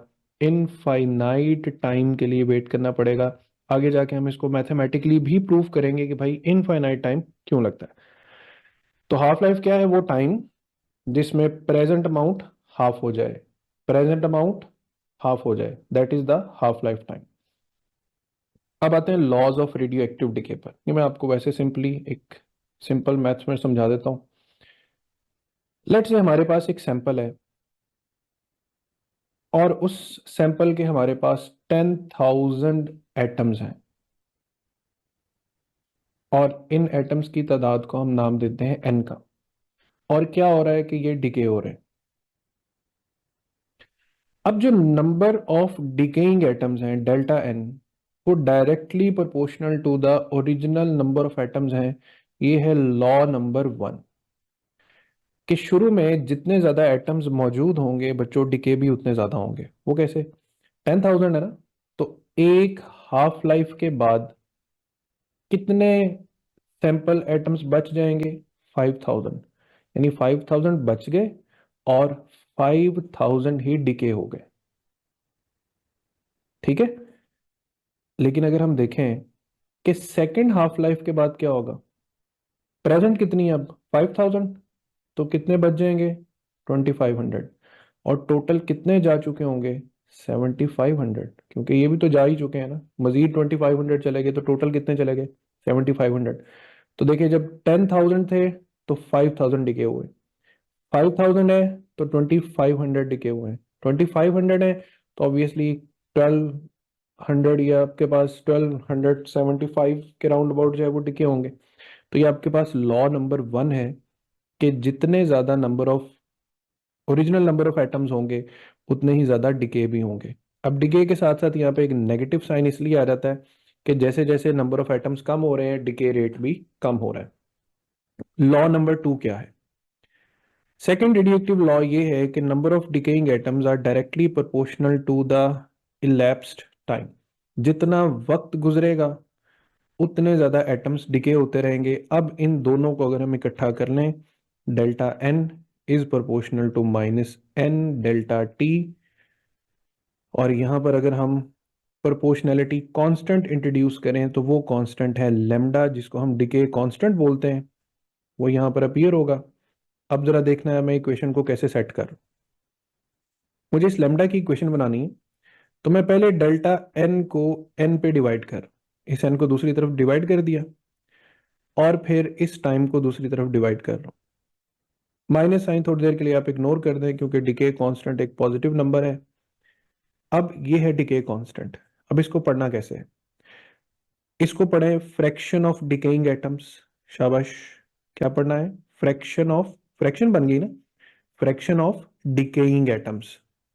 फिर विद रिस्पेक्ट टू टाइम, दोबारा पढ़ें, fraction of decaying atoms with respect to time is known as decay constant. Decay constant हर एलिमेंट के लिए स्पेसिफिक होता है। इसका यूनिट पर सेकंड है, इसका यूनिट फ्रीक्वेंसी से भी मैच करता है, एंगुलर वेलोसिटी से भी मैच करता है। ठीक है, तो फिर पढ़ें डीके कांस्टेंट को कैसे डिफाइन किया जाता है। Fraction of decaying atoms, read again, fraction of decaying atoms with respect to time is known as decay constant. So अब हमारे पास मेन फॉर्मूला आ गया, delta n is equal to minus n delta t, n lambda delta t. ठीक है बच्चों, यहां से अब मैं आपको थोड़ा दो रास्तों की तरफ लेकर जाऊंगा। पहला रास्ता क्या है? इस इक्वेशन के जरिए, इस इक्वेशन से दो रास्ते निकलेंगे और दोनों आपको बड़ी दो इंपॉर्टेंट चीजों की तरफ लेकर जाएंगे। Number one, delta n is equal to minus n lambda delta t में अगर आप ऐसा करें कि डेल्टा एन को डेल्टा टी पे डिवाइड कर दें तो पीछे बचेगा minus lambda n. Again for simplicity आप माइनस साइन को इग्नोर कर दें, इससे इतना परेशान ना हो। माइनस साइन की ज्यादा इंपॉर्टेंस हमें दूसरी साइड पे मिलेगी, अभी हम माइनस को इग्नोर भी कर सकते हैं। तो बच्चों ये तो number of decaying atoms with respect to time जो है, इस टर्म को बोला जाता है एक्टिविटी, और इसे डिनोट करते हैं ए से। और ए जो है वो किसके बराबर है? लेमडा एन के। बड़ा आसान सा फॉर्मूला है, activity A is equal to lambda n. What is lambda? Decay constant. What is n? Number of atoms. Why it is so much important formula? कुछ ज्यादा मुश्किल से तो नहीं ना बना, आसानी से बन गया। Delta N by delta t किया, इस delta N by delta t को हम क्या बोलते हैं? एक्टिविटी। और ये किसके बराबर है? प्रोडक्ट ऑफ लेमडा एन के। ये फॉर्मूला क्यों इंपॉर्टेंट है? इस फॉर्मूला से बेसिकली एमडी कैट में ये वाला एक क्वेश्चन आ चुका है कि कैलकुलेट, कैलकुलेट द एक्टिविटी, यही मैं बात कर रहा था ना, calculate the activity of decaying atoms per unit time. Decaying atoms per unit time मतलब delta N by delta T, इसी को क्या बोलते हैं बच्चों? एक्टिविटी। अब इसमें देखें क्या गिवन है, 6.1 इंटू 10⁻21 एटम्स। हमारे पास लेमडा एन है ना इसका फॉर्मूला, तो नंबर ऑफ एटम्स उसने दे दिए, और उसके बाद हमें क्या प्रोवाइड कर दिया? ये फैक्टर जो कि लेमडा है। तो अगर आपको एक्टिविटी, क्योंकि हमारी एफएससी की बुक में ये फॉर्मूला नहीं है, ठीक है, लेकिन एमकेट में ये फॉर्मूला आया हुआ है, इससे सवाल पूछा गया और ये मैंने पास्ट पेपर का क्वेश्चन उठा के यहाँ पर लिखा हुआ है। तो बच्चों इसको अब सॉल्व आपने करना है, मैंने तरीकेकार बता दिया है। ठीक है, 6 8 ज़ा 48, तो 4.8 तो सभी में आ रहा है। लेकिन अब आप एक और मुश्किल में पड़ जाएंगे, ये साथ क्या लिखे हुए हैं, इसके यूनिट्स, ये कैसे यूनिट्स हैं और ये यूनिट्स कहाँ से हैं? तो मजे की बात ये है, सवाल आपको दोबारा मिल जाएगा, मैं ये फाइल आपको बच्चों सेंड करूंगा। तो मजे की बात ये है कि इसके यूनिट्स तो हमारी बुक में मौजूद हैं। अब आ जाते हैं जरा यूनिट्स की तरफ। ये जो चीज एक्टिविटी है, ठीक है, जिसको हमने A is equal to lambda N पढ़ा है, अगर आप इसके साथ वर्ड रेडियो भी लगा दें तो कितना मजा आ जाएगा। बेसिकली यही चीज तो रेडियो एक्टिविटी है, और रेडियो एक्टिविटी के कुछ सर्टेन यूनिट्स होते हैं, और उन यूनिट्स को अब हम एक दफा गो थ्रू करेंगे, अभी फौरन से ही, बहुत आसान सा तरीका है, कुछ मुश्किल नहीं है। तो ये आ गए जी हमारे पास यूनिट्स। तो रेडियो एक्टिविटी के ये जो यूनिट्स हैं ये आपकी बुक में बायोलॉजिकल इफेक्ट्स ऑफ रेडिएशन वाले टॉपिक में गिवन है। रेडियो एक्टिविटी का पहला यूनिट है Becquerel. Becquerel stands for one Becquerel stands for one disintegration per second. Disintegration क्या बुलाया जी बच्चों? किसी न्यूक्लियस में से एक अल्फा निकल गया तो वन डिसइंटीग्रेशन, दो अल्फा निकल गए तो टू डिसइंटीग्रेशन, इवन बीटा भी निकल गया तो वो भी डिसइंटीग्रेशन ही कहलाएगा। तो ये हो गया बैकरल एक यूनिट। एक यूनिट इसका रदरफोर्ड भी होता है। One Rutherford is equal to 10 raise to power 6 disintegration per second. और उससे भी एक बड़ा यूनिट होता है curie. One curie 3.7 into 10 raise to power 10 disintegrations per second. तो ये तीन यूनिट्स हैं। अब आप मेरे से अगर ये कहें कि सर मीटर, सेंटीमीटर, मिलीमीटर, ये तीनों लेंथ के यूनिट्स हैं, पर आंसर किस में देना है, तो मैं आपसे क्या कहूंगा कि बच्चों मीटर में, क्योंकि वो बेस यूनिट है। लिहाजा रेडियो एक्टिविटी का आंसर आपको किस यूनिट में देना है? जो उसका बेस यूनिट होगा, और बैकरल को हम कंसीडर करते हैं the base unit of radio activity. ठीक है बच्चों, तो रेडियो एक्टिविटी है किसी भी न्यूक्लियस से रेडिएशन का एमिट होना। लेकिन अगर आप घूमते घूमते किसी रेडिएटिव माहौल की जद में आ जाएं तो आप भी रेडिएशन एब्जॉर्ब करने लगेंगे। जब आप रेडिएशन एब्जॉर्ब करने लगेंगे तो फिर इस चीज को रेडिएशन एक्सपोजर का नाम दिया जाएगा। और जब इसको रेडिएशन एक्सपोजर का नाम दिया जाएगा तो फिर वहां पे पहली टर्म आएगी एब्जॉर्ब डोज, जिसको हम डी से डिनोट करते हैं, and it is equal to the energy absorb by your mass. बजाहिर तो इसका यूनिट बन रहा है जाउल पर केजी, ठीक है, लेकिन ये जाउल पर केजी जो है बच्चों, इसको पढ़ा जाता है ग्रे। यानी एब्जॉर्ब डोज का यूनिट क्या है? Gray. One gray is equal to 100 rad. ये क्या बला है? ये वही बला है बच्चों जो 1 metre is equal to 100 centimetre नहीं होता? जैसे बड़ी लेंथ छोटी लेंथ, बड़ा यूनिट ऑफ एब्जॉर्ब डोज और ये छोटा यूनिट ऑफ एब्जॉर्ब डोज।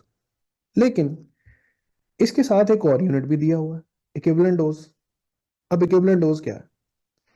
मुझे ये बताएं कि अगर आप रेत वाला तूफान आया हुआ है, और रेत वाला तूफान आपके पूरे जिस्म पे भी पड़ रहा है, आंखों पे भी पड़ रहा है, आपको ज्यादा पेन कब फील होगी अगर रेत आपकी आंखों में चली गई? इसका मतलब है रेत आपकी पूरी बॉडी के लिए उतनी ज्यादा जो है वो डेंजरस या उतनी ज्यादा पेनफुल नहीं है जितनी आंखों के लिए है। इसीलिए हर रेडिएशन बॉडी के हर पार्ट के लिए इक्वली डैमेजिंग नहीं होती। लिहाजा हम एक और फैक्टर इंट्रोड्यूस करते हैं, equivalent dose, which is that absorb dose multiply by a factor which is known as RBE factor, relative biological effectiveness। relative biological effectiveness वो फैक्टर है जो हमें ये बताता है कि कौन सा आइसोटोप किस बॉडी ऑर्गन के लिए ज्यादा डेंजरस है। जैसे थायराइड ग्लैंड्स के लिए आयोडीन, ब्लड के लिए सोडियम, लिवर के लिए कोबाल्ट। तो इन आइसोटोप्स को आप बुक में लिटरेचर पढ़ेंगे तो स्टडी कर लेंगे। तो बच्चों जो इक्विवेलेंट डोज है इसका जो यूनिट होता है वो होता है सिवरेट। सिवरेट, और 1 सिवरेट इज इक्वल टू 100 रेम। बिल्कुल उसी तरह बड़ा छोटा यूनिट। अब फिर वही बात कि सर रेडिएशन एक्सपोजर का सवाल आ जाए तो जो आप किस यूनिट में देना है, तो this time this one is the S I unit of radiation exposure. ठीक है, तो एक है रेडियो एक्टिविटी, वो है डिसइंटीग्रेशन। रेडियो एक्टिविटी जब किसी न्यूक्लियस में से एमिट होती है तो बॉडी उसको एब्जॉर्ब करती है। जब बॉडी उसे एब्जॉर्ब करे तो उसे कहते हैं रेडिएशन एक्सपोजर। एक्टिविटी के भी दो यूनिट्स दिए हुए हैं, तीन यूनिट, दो यूनिट्स बुक में, एक मैंने आपको एक्स्ट्रा बताया, और रेडिएशन एक्सपोजर के ये दो यूनिट्स हैं। तो रेडिएशन एक्सपोजर वाला ये topic, biological effects of radiation, आपने पूरा पढ़ना है। पूरा इसलिए पढ़ना है, ये टेबल है आरबी फैक्टर का, ये मैंने आपकी बुक से ही उठा के बनाया हुआ है, बुक में लेफ्ट साइड पे बना हुआ है। और हैजर्ड्स ऑफ रेडिएशन ये उसी टॉपिक में आते हैं पॉइंट्स, इनको आपने पढ़ लेना है। इसमें आपने जो हैजर्ड्स ऑफ रेडिएशन है ना, उसमें लास्ट पैराग्राफ है, उसको इस तरीके से पढ़ना है कि लो लेवल रेडिएशन और हाई लेवल रेडिएशन से कौन सी बीमारियां जो हैं वो पैदा होती हैं। मैंने यहाँ पे एम्प्टी स्पेस छोड़ी हुई है, नोट्स में मैं आपको प्रोवाइड भी कर दूंगा, बट इसको आपने खुद एक नज़र देखना है। तो बच्चों ये मैं दोबारा एक्टिविटी वाले पॉइंट पे वापस आता हूँ। तो रेडियो एक्टिविटी, ठीक है, ये हमारे पास अब कवर अप हो गया है। Delta N by delta t से हमने स्टार्ट लिया था, और इसको क्या पढ़ते हैं, एक्टिविटी, और ये किसके बराबर है, लेमडा एन के बराबर है। हाँ जी, कंफर्म कर दे जरा, जाग रही है वाम। अब हम आते हैं इसके नेक्स्ट सेकंड पैरामीटर जो था, जो हमने सेकंड पैरामीटर इसका पढ़ना है वो, पहले मैंने डेल्टा एन को डेल्टा टी पे डिवाइड किया, उससे हम चले गए एक्टिविटी की तरफ। अब आ जाए, अब मैं डेल्टा एन को डिवाइड करने लगा हूं एन के साथ, डेल्टा एन बाय एन, पीछे बचेगा माइनस लेमडा डेल्टा टी। यहां तक पहुंचने के बाद बच्चों फिर यहां पर थोड़ा सा टफ मैथ इन्वॉल्व होता है, इंटीग्रेशंस इन्वॉल्व होती हैं, जिसके बाद ये इक्वेशन एक और मदर इक्वेशन में कन्वर्ट हो जाती है। N number of decaying atoms is equal to n not original number of atoms into e exponent, और ये जो लेमडा टी था ना, ये इस एक्सपोनेंट की पावर में चला गया। अब आप सब बच्चे अगर आपके पास रजिस्टर्स वगैरह हैं तो सबसे पहले n is equal to n not e power minus lambda t, इसको जरा लिख के एक दफा प्रैक्टिस कर लें। ये हाफ लाइफ के हर डायरेक्शन में जाने वाली इक्वेशन है। n is equal to n not e power minus lambda t. शाबाश, एक दो दफा प्रैक्टिस कर लें। n is equal to n not e power minus lambda t. तो हमने दो लॉज तो पढ़ लिए थे। पहला लॉ क्या था, delta n is proportional to minus n. दूसरा लॉ क्या था, delta n is proportional to delta t. अब आते हैं third law of radioactivity, no radioactive element can decay completely. उसका जवाब हमें यहां से मिलेगा। कैसे मिलेगा भाई, हम चाहते हैं कि हमारे नंबर ऑफ एटम्स खत्म होकर जीरो हो जाए। तो वो जीरो कब होंगे, उसके लिए कितना टाइम गुजरेगा। तो बच्चों जब तक हम इस एक्सपोनेंट में टी को इन्फिनिटी पुट नहीं ना करेंगे, तब तक इस एन का आंसर ना जीरो नहीं आएगा। तो अगर आप ई पावर माइनस लेमडा में टी की जगह क्या पुट कर दें, इन्फिनिटी, तो ई की वैल्यू जीरो हो जाएगी, और ई पावर इन्फिनिटी की वैल्यू जीरो हो जाएगी, जिसके बाद एन का आंसर क्या आएगा, जीरो। तो इनफाइनाइट टाइम तो भाई अनडिफाइंड टाइम है, कोई टाइम ही नहीं है हमारे लिए। इसलिए आप थर्ड लॉ को इस मैथमेटिकल टूल के जरिए ज्यादा अच्छा समझ सकते हैं कि क्यों कोई रेडियो एक्टिव एलिमेंट मुकम्मल डिके नहीं हो सकता। Is that clear. तो तीन लॉज हैं, delta n proportional to n, delta n proportional to t, और थर्ड लॉ है कि कोई रेडियो एक्टिव एलिमेंट कभी 100% डिके नहीं हो सकता। बिल्कुल वैसे ही जैसे कोई कैपेसिटर कभी 100% चार्ज नहीं होता, हमेशा मैक्सिमम चार्ज होता है, क्योंकि कैपेसिटर की चार्जिंग और हाफ लाइफ की जो डेरिवेशन है वो ऑलमोस्ट मिलती जुलती हैं। अब आते हैं हाफ लाइफ के कॉन्सेप्ट पे बच्चों। मैं थोड़ा सा सिर्फ इसमें आपको हिंट दूंगा कि हम हाफ लाइफ का फॉर्मूला एक्सट्रैक्ट कैसे करते हैं। तो हाफ लाइफ का फॉर्मूला ऐसे एक्सट्रैक्ट करते हैं कि हम कहते हैं कि हम उस टाइम को हाफ लाइफ टाइम का नाम दे देंगे जिस टाइम के बाद हमारे एटम्स की तादाद n not divided by two हो जाए। ठीक है, ये दोनों वैल्यूज इस इक्वेशन में पुट करें अगर, तो एन की जगह पुट करेंगे n not by two is equal to n not e power minus lambda, और टी की जगह टी हाफ पुट कर देंगे। एन नॉट से एन नॉट हो जाएगा cancel, one by two is equal to e power minus lambda t one by two. ठीक है बच्चों, दोनों तरफ हम एंटी लॉग अप्लाई करेंगे, नेचुरल लॉग अप्लाई करते हैं, log one by two log e minus lambda t one by to. तो लॉग में आपको पता ना कि पावर को हम साथ ला के मल्टीप्लाई कर सकते हैं, तो log of one minus log of two, ये लॉग की प्रॉपर्टी होती है, आपने मैट्रिक में पढ़ी हुई है, और minus lambda t one by two into log e. अब देखें, तो ये जो लॉग वन होता है ये होता है जीरो, लॉग टू होता है 0.693 minus lambda T half life, और लॉग ई जो होता है ये बराबर होता है वन के। ठीक है, अब ये जीरो ऑब्वियसली खत्म हो गया, माइनस से माइनस खत्म हो गया, तो आपकी बुक में जो फॉर्मूला लिखा हो ना, लेमडा टी का जो प्रोडक्ट है वो 0.693 लेमडा 0.693 के बराबर होता है। और फिर आपको वो फेमस फॉर्मूला याद आ जाएगा कि t half life is equal to 0.693 by lambda, जिसको आप natural log of two divided by lambda भी लिख सकते हैं, क्योंकि नेचुरल लॉग ऑफ टू की वैल्यू ही क्या निकली थी, 0.693। तो ये वो फेमस फॉर्मूला है बच्चों जो आपकी बुक में भी गिवन है, और जिसमें आपको क्या चीज़ चाहिए, जस्ट आपको डिके कांस्टेंट पता हो तो आप एलिमेंट की हाफ लाइफ फाइंड कर सकते हैं। जी बच्चों, डेरिवेशन मज़े की लगी, आसान थी, तो आपको आइडिया हो गया होगा कि किस तरीके से ये फैक्टर जो है वो डिराइव होता है। तो हमें एमकेट में इस डेरिवेशन की जरूरत नहीं है, लेकिन मैंने सिर्फ आपकी तसल्ली के लिए कि ये कितनी इंपॉर्टेंट इक्वेशन है कि हम इसे कितनी तरह की जो लाइफ्स ऑफ एलिमेंट है वो फाइंड आउट कर सकते हैं। ओके, तो ये आपकी बुक में बच्चों हाफ लाइफ का एक पैराग्राफ है, इस फॉर्मूला से ऊपर ये पैराग्राफ है।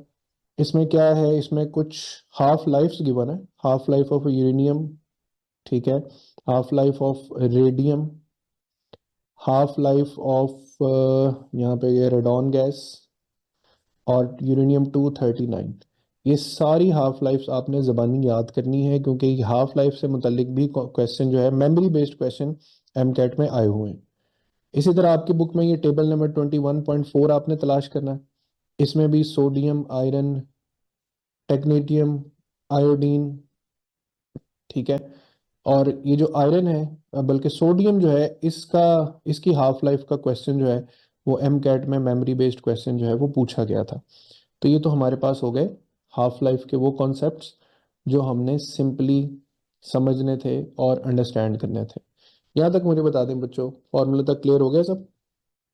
अब हम आते हैं उस कॉन्सेप्ट की तरफ बच्चों जहां से सारे के सारे प्रॉब्लम्स आपके हल होने, और वो कैसे होने।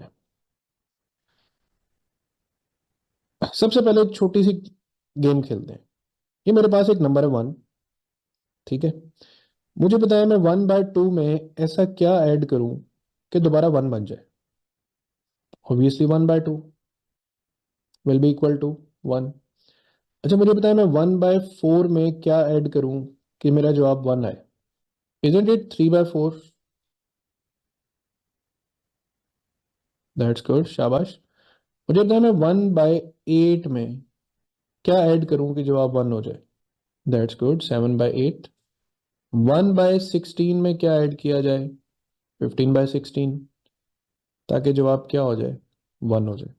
ठीक है, तो बच्चों अगर आप ये कैलकुलेशन समझ गए ना, तो अब आपको सबसे इंपॉर्टेंट बात जो पॉइंट है ना वो सबसे आसानी से समझ आ जाएगा। होता यह है कि हमारे पास जो रेडियो एक्टिव सैंपल होता है उसकी ओरिजिनल अमाउंट को हम नाम देते हैं N0 का, ठीक है। और होगा क्या कि ये रेडियो एक्टिव सैंपल हमारे पास दो तरह से कैलकुलेट होगा। एक जो हमारे पास रह गया है,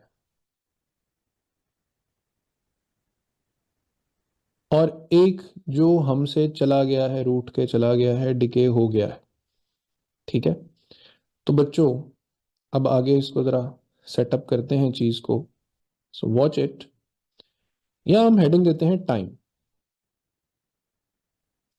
तो देखिए, कोई टाइम नहीं गुजरा, अभी कोई टाइम नहीं गुजरा, तो हमारे पास सारे का सारा केक बचा हुआ है, किसी ने कुछ नहीं खाया, कुछ नहीं खाया, यानी कोई डिके नहीं हुआ। तो मुझे ये बताएं, दोनों को ऐड अप करें तो आंसर क्या आएगा, N0 यानी ओरिजिनल नंबर ऑफ एटम्स। अब आ जाते हैं कि बच्चों एक हाफ लाइफ, 1/2 लाइफ गुजर गई, तो हमारे पास क्या बच गया, N0/2। तो फिर चला कितना गया, वो भी N0/2। जरा इस फैक्टर पे ध्यान दें, सच दैट दोनों को एडअप करें तो बनेगा ओरिजिनल नंबर ऑफ या ओरिजिनल अमाउंट ऑफ सैंपल। ये था एक हाफ लाइफ के बाद। अच्छा, मैं परसेंटेज में भी साथ साथ आपको क्लियर करता जाऊं ताकि हम ज्यादा खलारा ना डालें चीज का। हमारे पास रिमेनिंग सारे का सारा, इसका मतलब है कितने परसेंट है हमारे पास, 100%। और डिके कितना हुआ, 0%, ठीक है।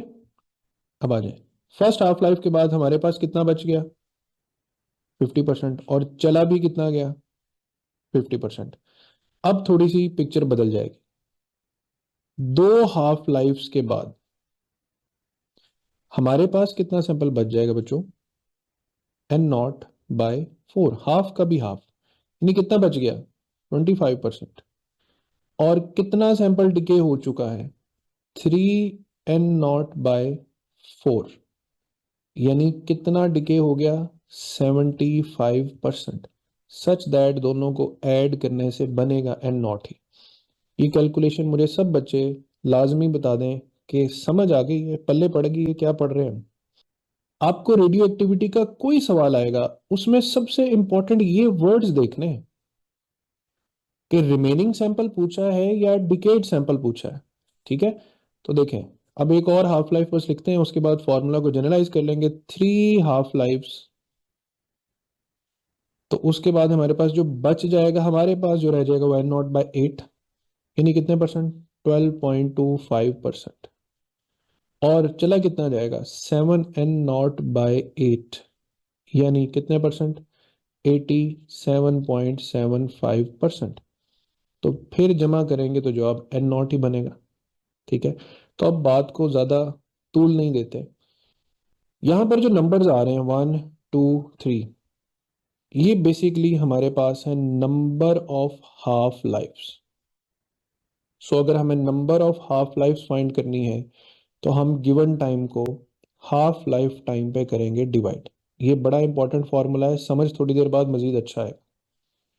कितना सैंपल हमारे पास बच जाएगा, इसको हम डिनोट कर लेते हैं एन से, एन नॉट डिवाइडेड बाय, ये जो 8 है इसका 3 से क्या ताल्लुक है बच्चों, 2 रेज टू पावर 3 8 होता है।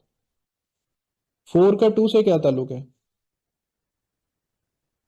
N not divided by 2 raise to power 2 4 होता है, n not divided by 2 raise to power 1। तो फर्स्ट हाफ लाइफ के बाद कितना सैंपल बच गया, 2 रेज टू पावर 1। दो हाफ लाइफ के बाद कितना बच गया, 2 रेज टू पावर 2। तीन के बाद कितना बच गया, 2 रेज टू पावर 3। चार हाफ लाइफ के बाद आपके पास कितना सैंपल बचेगा, 2 रेज टू पावर 4। पांच के बाद कितना बचेगा, 2 रेज टू पावर 5। छः के बाद कितना बचेगा, तो ये मैं अभी उसका फॉर्मूला लिख रहा हूँ कि कितना सैंपल बच जाएगा। इसको हम जनरली लिख सकते हैं, n is equal to n not divided by 2 raise to power n। जरा कंफर्म कर दें, कैलकुलेशन समझ आई सब बच्चों को। तो मैं अब आपको एक और आसान सा हल बताता हूँ। फॉर एग्जाम्पल मुझे वो कहता है कि 400 ग्राम सैंपल पड़ा हुआ, तो बताएं 3 हाफ लाइव्स के बाद कितना डिके हो जाएगा। भाई मैंने डिके का तो फॉर्मूला अभी बनाया ही नहीं, तो बात ध्यान से सुननी। मैं पहले आऊंगा अनडिके पर। पहली हाफ लाइफ के बाद मेरे पास कितना बच जाएगा, 200। दूसरी हाफ लाइफ के बाद मेरे पास कितना बच जाएगा, 100। तीसरी हाफ लाइफ के बाद मेरे पास कितना बच जाएगा, 50 ग्राम। तो 50 ग्राम तो मेरे पास है, मुझसे पूछा क्या है, डिके। तो वेरी सिंपली मैं 400 में से अनडिकेट को माइनस करके डिकेट सैंपल के बारे में बता सकता हूँ। ठीक है ना। तो अब इस बात पे जरा ध्यान देना है कि आपने जरा ये 2 की पावर्स को रट्टा लगा ले। 2 की पावर 0 मतलब 1, 2 की पावर 1 2, 2 की पावर 2 4, 2 की power 3 8, 2 power 4 16, 2 power 5 32, 2 power 6 64, 2 power 7 128। ठीक है, तो अगर वो आपसे कहे कि 3 हाफ लाइफ गुजरी हैं तो कितना सैंपल बचेगा, 1/8।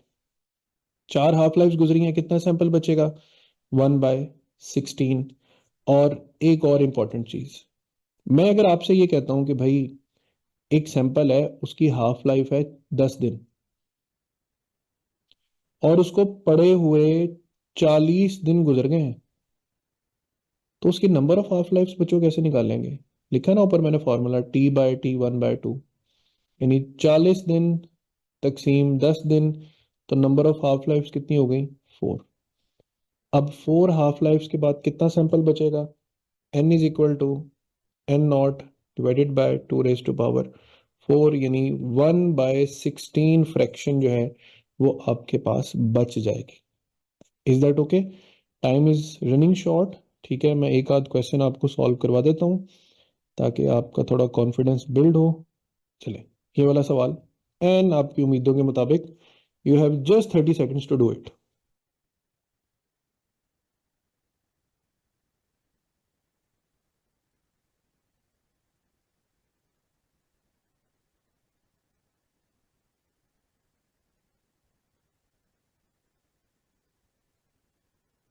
हाँ जी बच्चों, ऑल एग्री? तो मीटिंग टाइम खत्म हो रहा है, आज के लिए लेक्चर को यहाँ पे हम जरा खत्म भी करेंगे, कल यहीं से आगे फिर कंटिन्यू करेंगे। चलें, that's good, delta is the right answer. ठीक है बच्चों, कल इंशाल्लाह मिलते हैं, यहीं से आगे कंटिन्यू करेंगे इसको। ठीक है बच्चों, हम बात कर रहे थे लॉज ऑफ रेडियो एक्टिविटी की। Laws of radioactivity, 3 laws मैंने आपको बताए थे, 2 तो मैंने लिख दिए कि जो नंबर ऑफ डिकेइंग एटम्स हैं वो ओरिजिनल नंबर ऑफ एटम्स के और टाइम के प्रोपोर्शनल हैं। फिर हमने डिके कांस्टेंट पढ़ा, ratio of fraction of decaying atoms with respect to time. फिर हमने इसी बेस इक्वेशन से पहला फॉर्मूला डिराइव किया था एक्टिविटी का, A is equal to lambda n। ये एक्टिविटी का फॉर्मूला है। यहां से मैं आपको एक फर्दर एक्सटेंशन इस फॉर्मूला की मजीद बता रहा हूं। देखिए बच्चों, नंबर ऑफ मोल्स जो होते हैं वो आपने केमिस्ट्री में पढ़ा हुआ है कि m/m और n/na के बराबर होते हैं। ठीक है, नंबर ऑफ मोल्स को मैं यहां से रिमूव कर रहा हूं चूंकि दोनों एक ही फैक्टर की इक्वेशंस हैं। तो यहां से मैं नंबर ऑफ एटम्स n की वैल्यू अगर निकालूं तो वो बनेगी हमारे पास m/na डिवाइडेड बाय m। ठीक है, द गिवन मास और ऊपर m/na आ जाएगा। तो बच्चों फिर इसका मतलब है कि मैं तो एक्टिविटी के फॉर्मूला को यूं भी लिख सकता हूं, लेमडा और n की जगह पर मैं क्या लिखूंगा? Mass Avogadro numbers divided by capital M। ठीक है, तो इस तरीके से भी आप एक्टिविटी का फॉर्मूला जो है वो डिजाइन कर सकते हैं, बट मोस्ट प्रोबेबल यही है कि आपको जो क्वेश्चन होगा वो A is equal to lambda n में से आएगा। ठीक है, फिर बच्चों इसी इक्वेशन को जब हमने delta n divided by n is equal to minus lambda t में कन्वर्ट किया, तो इससे आगे मैंने कहा था कि upon derivation we get a formula n is equal to n not e power minus lambda t। अब इस फॉर्मूला से आगे टोटल 3 बिहेवियर्स हमने समझे। 2 हमने कल पढ़ लिए थे, एक मैं आपको मजीद बता देता हूं। पहला बिहेवियर कि अगर टाइम इन्फिनिटी गुजरेगा, टाइम अगर इन्फिनिटी गुजरेगा तो ही हमारे पास नंबर ऑफ एटम्स डिके होके 0 रह जाएंगे, विच इज प्रैक्टिकली इम्पॉसिबल। तो इसी वजह से हम कहते हैं कि third law of radio activity यही है कि कोई रेडियो एक्टिव एलिमेंट कभी 100% डिके नहीं हो सकता। सेकेंडली, हमने पढ़ा कि हाफ लाइफ टाइम की इक्वेशन अगर हम बनाएं तो वो हमारे पास इक्वेशन बनती है t half is equal to natural log of 2 divided by lambda, या फिर 0.693 बाय लेमडा। ये तो हो गया बच्चों हाफ लाइफ। एक होती है किसी भी सैंपल की मीन लाइफ, इसको हम टी एम से डिनोट कर लेते हैं। अब मीन लाइफ क्या होती है वो मैं आपको पहले एक सिंपल से फॉर्मूला से बताता हूं। ये देखें, आपको एक क्वेश्चन आता है, the reciprocal of decay constant is called. Reciprocal of decay constant का मतलब है कि डायरेक्ट 1/λ। ये है रेसिप्रोकल ऑफ डिके कांस्टेंट। ये किसके बराबर है? हाफ लाइफ के? नहीं, हाफ लाइफ तो 0.693/λ होता है, तो ये एग्जैक्ट रेसिप्रोकल तो नहीं है, तो इसका मतलब है इसका आंसर हाफ लाइफ नहीं है।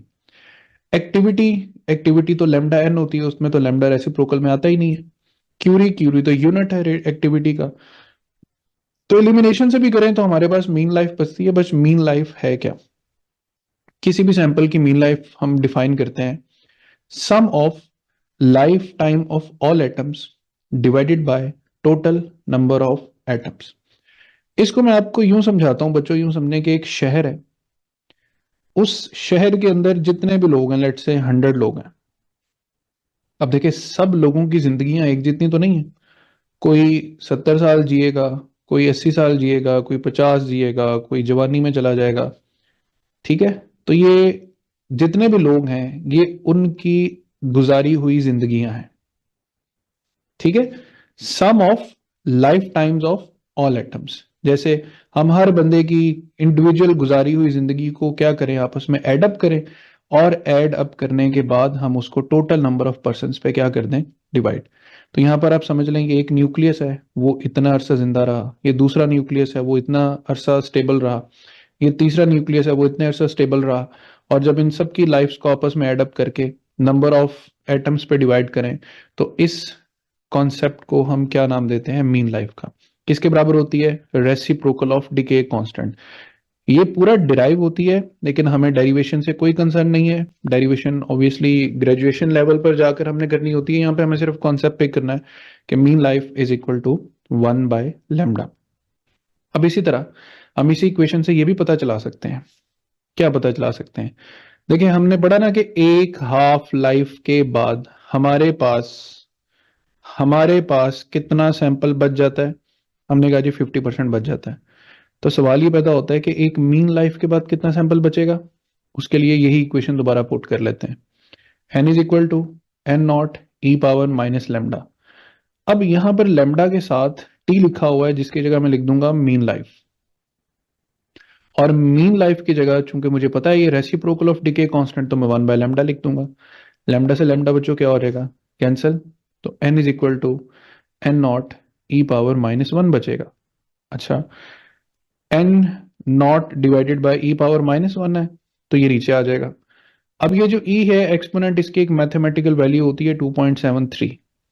आप जब 1/273 करेंगे, तो आपके पास तकरीबन 37% सैंपल जो है वो रिमेनिंग सैंपल आएगा। ठीक है, तो बच्चों हमारे पास एक हाफ लाइफ के बाद कितना सैंपल बचता है, 50%। और एक मीन लाइफ के बाद कितना सैंपल हमारे पास बच जाता है, 37%। और एक सिंपल सी बात कि टी मीन, पहले चले टी हाफ लिखते हैं। टी हाफ जो है वो है 0.693/λ। कोई एतराज तो नहीं है ना अगर मैं ऐसे लिख दूं, 0.693 इंटू 1/λ। तो मैं यूं भी तो लिख सकता हूं कि t half is equal to 0.693 into t mean. तो ये रिलेशन हमें क्या बताता है कि जो मीन लाइफ है वो अपनी कैलकुलेशन में कुछ ग्रेटर है किस लाइफ से, हाफ लाइफ से। ठीक है बच्चों, यहां तक मीन लाइफ का कॉन्सेप्ट भी हो गया क्लियर। तो अब हम देखें, इसी इक्वेशन से चले हैं ना, n is equal to n not. तो इसी से हमने ये पता लगा लिया कि कोई रेडियो एक्टिव एलिमेंट कभी मुकम्मल डिके नहीं होता। इसी से हमने हाफ लाइफ टाइम भी देख लिया, और टी मीन हमने देख लिया कि टी मीन जो होता है वो रेसिप्रोकल ऑफ डिके कांस्टेंट है।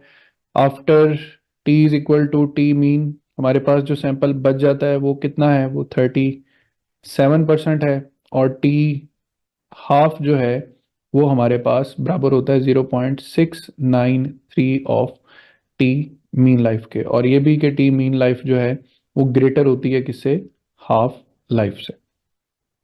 ठीक है बच्चों, तो ये एक तो कॉन्सेप्ट हमने यहाँ तक रिकॉल कर लिए। इसमें इस इक्वेशन का बड़ा इंपॉर्टेंट रोल है जो हमें चीज़ें समझने में मदद देता है। अब आते हैं इसके बाद क्वेश्चंस जो हैं, वो मैंने आपको कई तरह के क्वेश्चंस तो करवा दिए थे। इसमें एक और टेक्निकल सा क्वेश्चन था, जो ये पीएमसी के ज़रिए असर, जब ये था एमकैट का सेशन, तो पीएमसी के टेस्ट में ये सवाल आया था। सवाल ये है कि radioactive material decays by simultaneous emission of two particles with respective half lives. Half life नहीं दी हुई, हाफ लाइव्स दी हुई है, मतलब एक से ज्यादा हाफ लाइफ्स हैं। एक हाफ लाइफ है 1620 ईयर्स, और एक हाफ लाइफ है 810 years. The time in years after which, अब इस पे भी जरा सब बच्चों ने फोकस रखना है। 1/4, मैं 1/4 को पहले सेपरेट कर दूं। 1/4 का मतलब होता है 1/2 raised to power 2, यानी कितनी half lives? 2 half lives of the material will remain.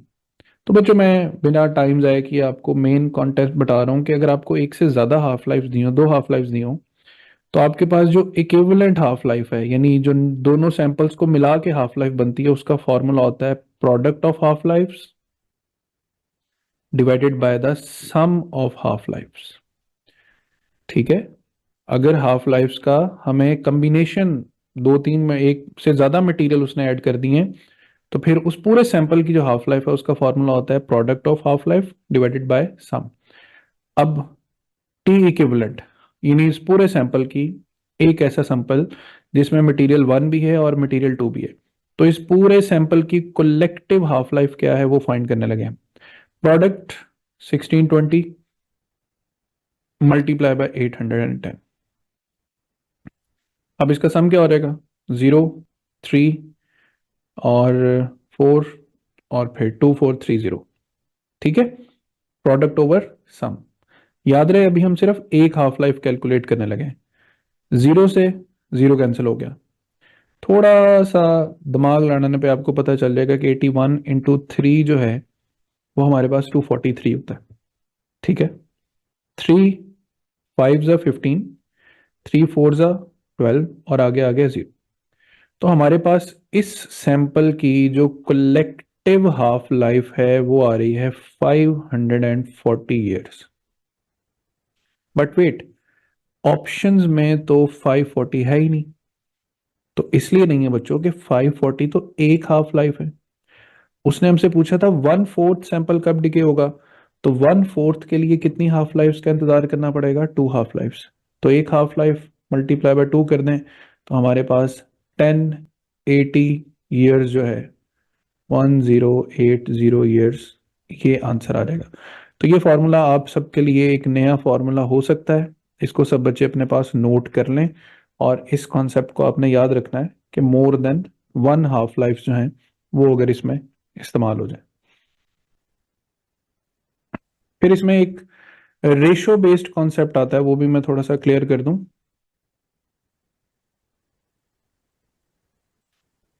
Let's say वो हमें कहता है कि हमारे पास एक मटेरियल नंबर 1 है जिसकी हाफ लाइफ है 2 डेज, और एक मटेरियल नंबर 2 है जिसकी हाफ लाइफ है 4 डेज। ठीक है, और जो टाइम है, टोटल टाइम जो गुजर चुका है, लेट्स से वो है हमारे पास बच्चों 12 डेज। तो कहते हैं 12 डेज के बाद इन दोनों मटेरियल्स के अनडिकेट सैंपल्स की रेशो क्या होगी? अनडिकेट सैंपल्स की रेशो क्या होगी? तो आप लिख लेंगे जी N1 ratio N2, 1/2 raised to power n, 1/2 raised to power n। पहले तो आपने यहां तक लिख लेना। अब आप इस बात पे ध्यान दें, जिसकी हाफ लाइफ बच्चों 2 डेज है, 12 डेज बाद उसकी कितनी हाफ लाइफ गुजरेंगी? 6 half life. और जिसकी हाफ लाइफ 4 डेज है, 12 डेज बाद उसकी कितनी हाफ लाइफ गुजरेंगी? 3 half life. ठीक है, तो मैं लिखूंगा फर्स्ट सैंपल की नंबर ऑफ हाफ लाइफ कितनी है? 6, और जो सेकंड सैंपल है उसकी नंबर ऑफ हाफ लाइफ कितनी है? 3। अब यहां से आगे मैं इसकी रेशो बिल्ड कर लूंगा, मैं इसको लिख सकता हूँ 1/2 raised to power 3, 2 raised to power 3, 1/2 raised to power 3 cancel हो जाएगा, और ये हमारे पास आएगा 1/2 raised to power 3, और हमारे पास जो अनडिकेट सैंपल की रेशो आएगी वो कितनी आ जाएगी? 1/8। तो मुझे ये भी बता दें, ये कॉन्सेप्ट भी समझ आ गया सबको? तो ये काम करने के बाद मैंने बाकी जो सवाल हैं बच्चों वो ऑलमोस्ट जो हैं आपने सारे कॉन्सेप्ट्स कल वाले लेक्चर में जो है वो गो थ्रू कर लिए थे। अब मैं आपको एक बड़ी इंपॉर्टेंट और बड़ी मजे की चीज जो है वो सिखाने लगा हूं, और वो है हमारे पास basic forces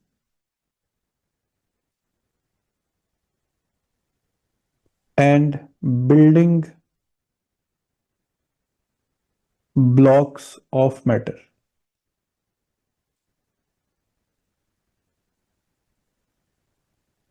basic forces and building blocks of matter. इस लेक्चर पे मैं आपको फिलहाल अभी लाइव जो इंफॉर्मेशन दूंगा वो बस इतनी दूंगा कि आपका जो एमसीक्यू बेस्ड लर्निंग है वो सेट हो जाए। अगर आप इस टॉपिक को प्रॉपर इंजॉय करना चाहते हैं ना, तो फिर आपने चैनल पर जाकर, मैं आपको ग्रुप में लिंक भी सेंड कर दूंगा, उस लेक्चर को कंप्लीट सुनने की कोशिश करनी है जरा बर्दाश्त के साथ, क्योंकि ये एक इंतहाई डिटेल टॉपिक्स हैं। फिलहाल अगर हम आते हैं बिल्डिंग ब्लॉक्स ऑफ मैटर पे, सबसे पहले बिल्डिंग ब्लॉक्स, ठीक है। तो बिल्डिंग ब्लॉक्स में बच्चों सबसे पहली इंपॉर्टेंट चीज है हमारे पास, मेन कंपोनेंट क्या है, मैटर। जितना भी मैटर है ये दो तरह के पार्टिकल्स में डिवाइड कर दिया जाता है। एक को कहा जाता है फर्मियॉन्स, एक को कहा जाता है बोसॉन्स, ठीक है। फर्मियॉन्स की कैटेगरी फिर आगे दो हिस्सों में डिवाइड होती है। एक को कहा जाता है लेप्टॉन्स, एक को बोला जाता है क्वार्क्स। अब यहां से जरा बात को ध्यान से सुनना।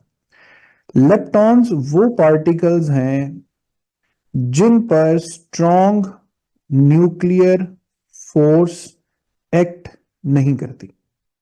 अब ये स्ट्रॉन्ग न्यूक्लियर फोर्स क्या है जी, अब मैं आपको, अब आपको जरूरत महसूस होगी, तो इस बिना पर हम चलेंगे आगे फोर्सेस पर। नेचर में बच्चों चार बेसिक फोर्सेस हैं। Number one gravity, number two electromagnetic force, number three week nuclear force, and number four strong nuclear force. Gravity किस पे एक्ट करती है, मास पे। इलेक्ट्रोमैग्नेटिक किस पे एक्ट करती है, चार्ज पे। वीक और स्ट्रॉन्ग न्यूक्लियर किस पे एक्ट करते हैं, प्रोटॉन्स एंड न्यूट्रॉन्स, ये इन दोनों पे एक्ट करते हैं, ठीक है।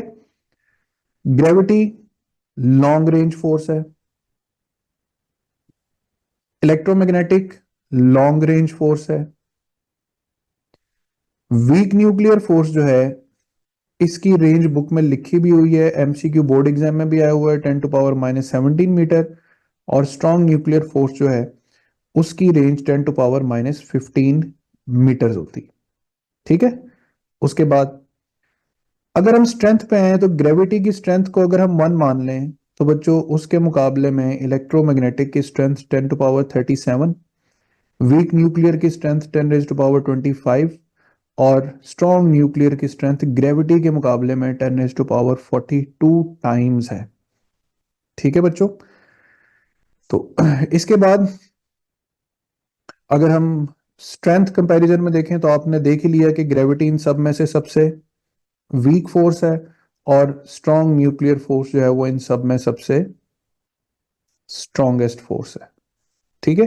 तो इतनी इंफॉर्मेशन को जहन में रखते हुए अब देखें कि मैंने कहा इस फोर्स का मैंने नाम लिया था ना स्ट्रॉन्ग न्यूक्लियर फोर्स। तो स्ट्रॉन्ग न्यूक्लियर फोर्स एक बेसिक फोर्स है, लेकिन यहां पर ये चार्ट क्या बता रहा है कि लेप्टॉन्स उन पार्टिकल्स को कहते हैं जिन पर स्ट्रॉन्ग न्यूक्लियर फोर्स एक्ट नहीं करती। अब लेप्टॉन्स की कैटेगरी में कौन से पार्टिकल्स आ जाते हैं, बड़े मशहूर पार्टिकल्स आते हैं जी, इलेक्ट्रॉन, बड़ा इलेक्ट्रॉन, उससे भी बड़ा इलेक्ट्रॉन। आप लोग पजल ना हो इसलिए मैंने तीनों के नाम वही लिए हैं जो आपको पता है। इलेक्ट्रॉन, म्यूऑन, टाउऑन, ये तीन इलेक्ट्रॉन्स हैं जो एक दूसरे से डिफर किस चीज में करते हैं, तीनों का मास एक दूसरे से अलग है।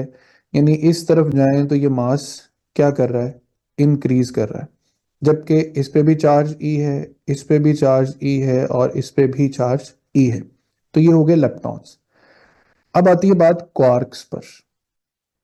क्वार्क्स क्या होते हैं, क्वार्क्स बच्चों छह ऐसे फंडामेंटल पार्टिकल्स हैं क्वार्क्स, उनका चार्ज, ठीक है। अब पहला पेयर होता है क्वार्क्स का अप डाउन, दूसरा पेयर होता है चार्म स्ट्रेंज, तीसरा पेयर होता है टॉप बॉटम। पेयर में इसलिए लिख रहा हूं कि पेयर के तरीके से याद करना आसान है। अब क्वार्क का जो चार्ज होता है वो +2/3 ऑफ इलेक्ट्रिक चार्ज, और डाउन का होता है -1/3 ऑफ इलेक्ट्रिक चार्ज, यानी इनको बोलते हैं फ्रैक्शनल चार्जेस। चार्म और स्ट्रेंज, बच्चों ऊपर वाले चार्जेस रिपीट करते जाएं, +2/3, -1/3, +2/3, -1/3। अब आप सोचेंगे जब सब पे चार्जेस सेम है तो भाई अलग अलग क्यों है? इनमें भी बच्चों वही फर्क है जो ऊपर इलेक्ट्रॉन्स की कैटेगरी में था। हल्के क्वार्क्स, भारी क्वार्क्स, सबसे भारी क्वार्क्स। ठीक है, ये कहाँ पे काम आते हैं वो मैं भी आपको बताता हूँ। दोबारा इसी ग्राफ पे आ जाते हैं। तो मैटर में हमारे पास matter is divided as fermions and bosons. अभी सिर्फ हम फर्मियंस पे चलेंगे, बोसॉन्स में आपको बाद में समझाता हूँ। फर्मियंस में आगे क्वार्क्स एंड लेप्टॉन्स। लेप्टॉन्स आपने समझ लिए, लेप्टॉन्स कौन से पार्टिकल्स हैं जिन पे स्ट्रॉन्ग न्यूक्लियर फोर्स एक्ट नहीं करती।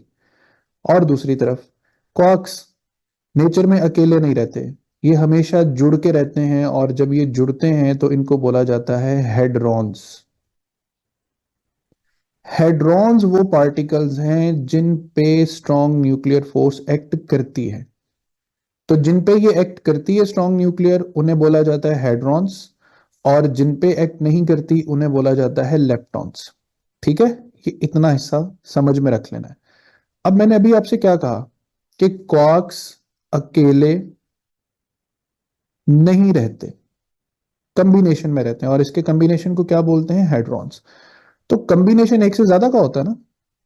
तो अगर एक से ज्यादा दो क्वार्क्स मिलें और एक से ज्यादा तीन क्वार्क्स मिलें तो क्या क्या बनता है?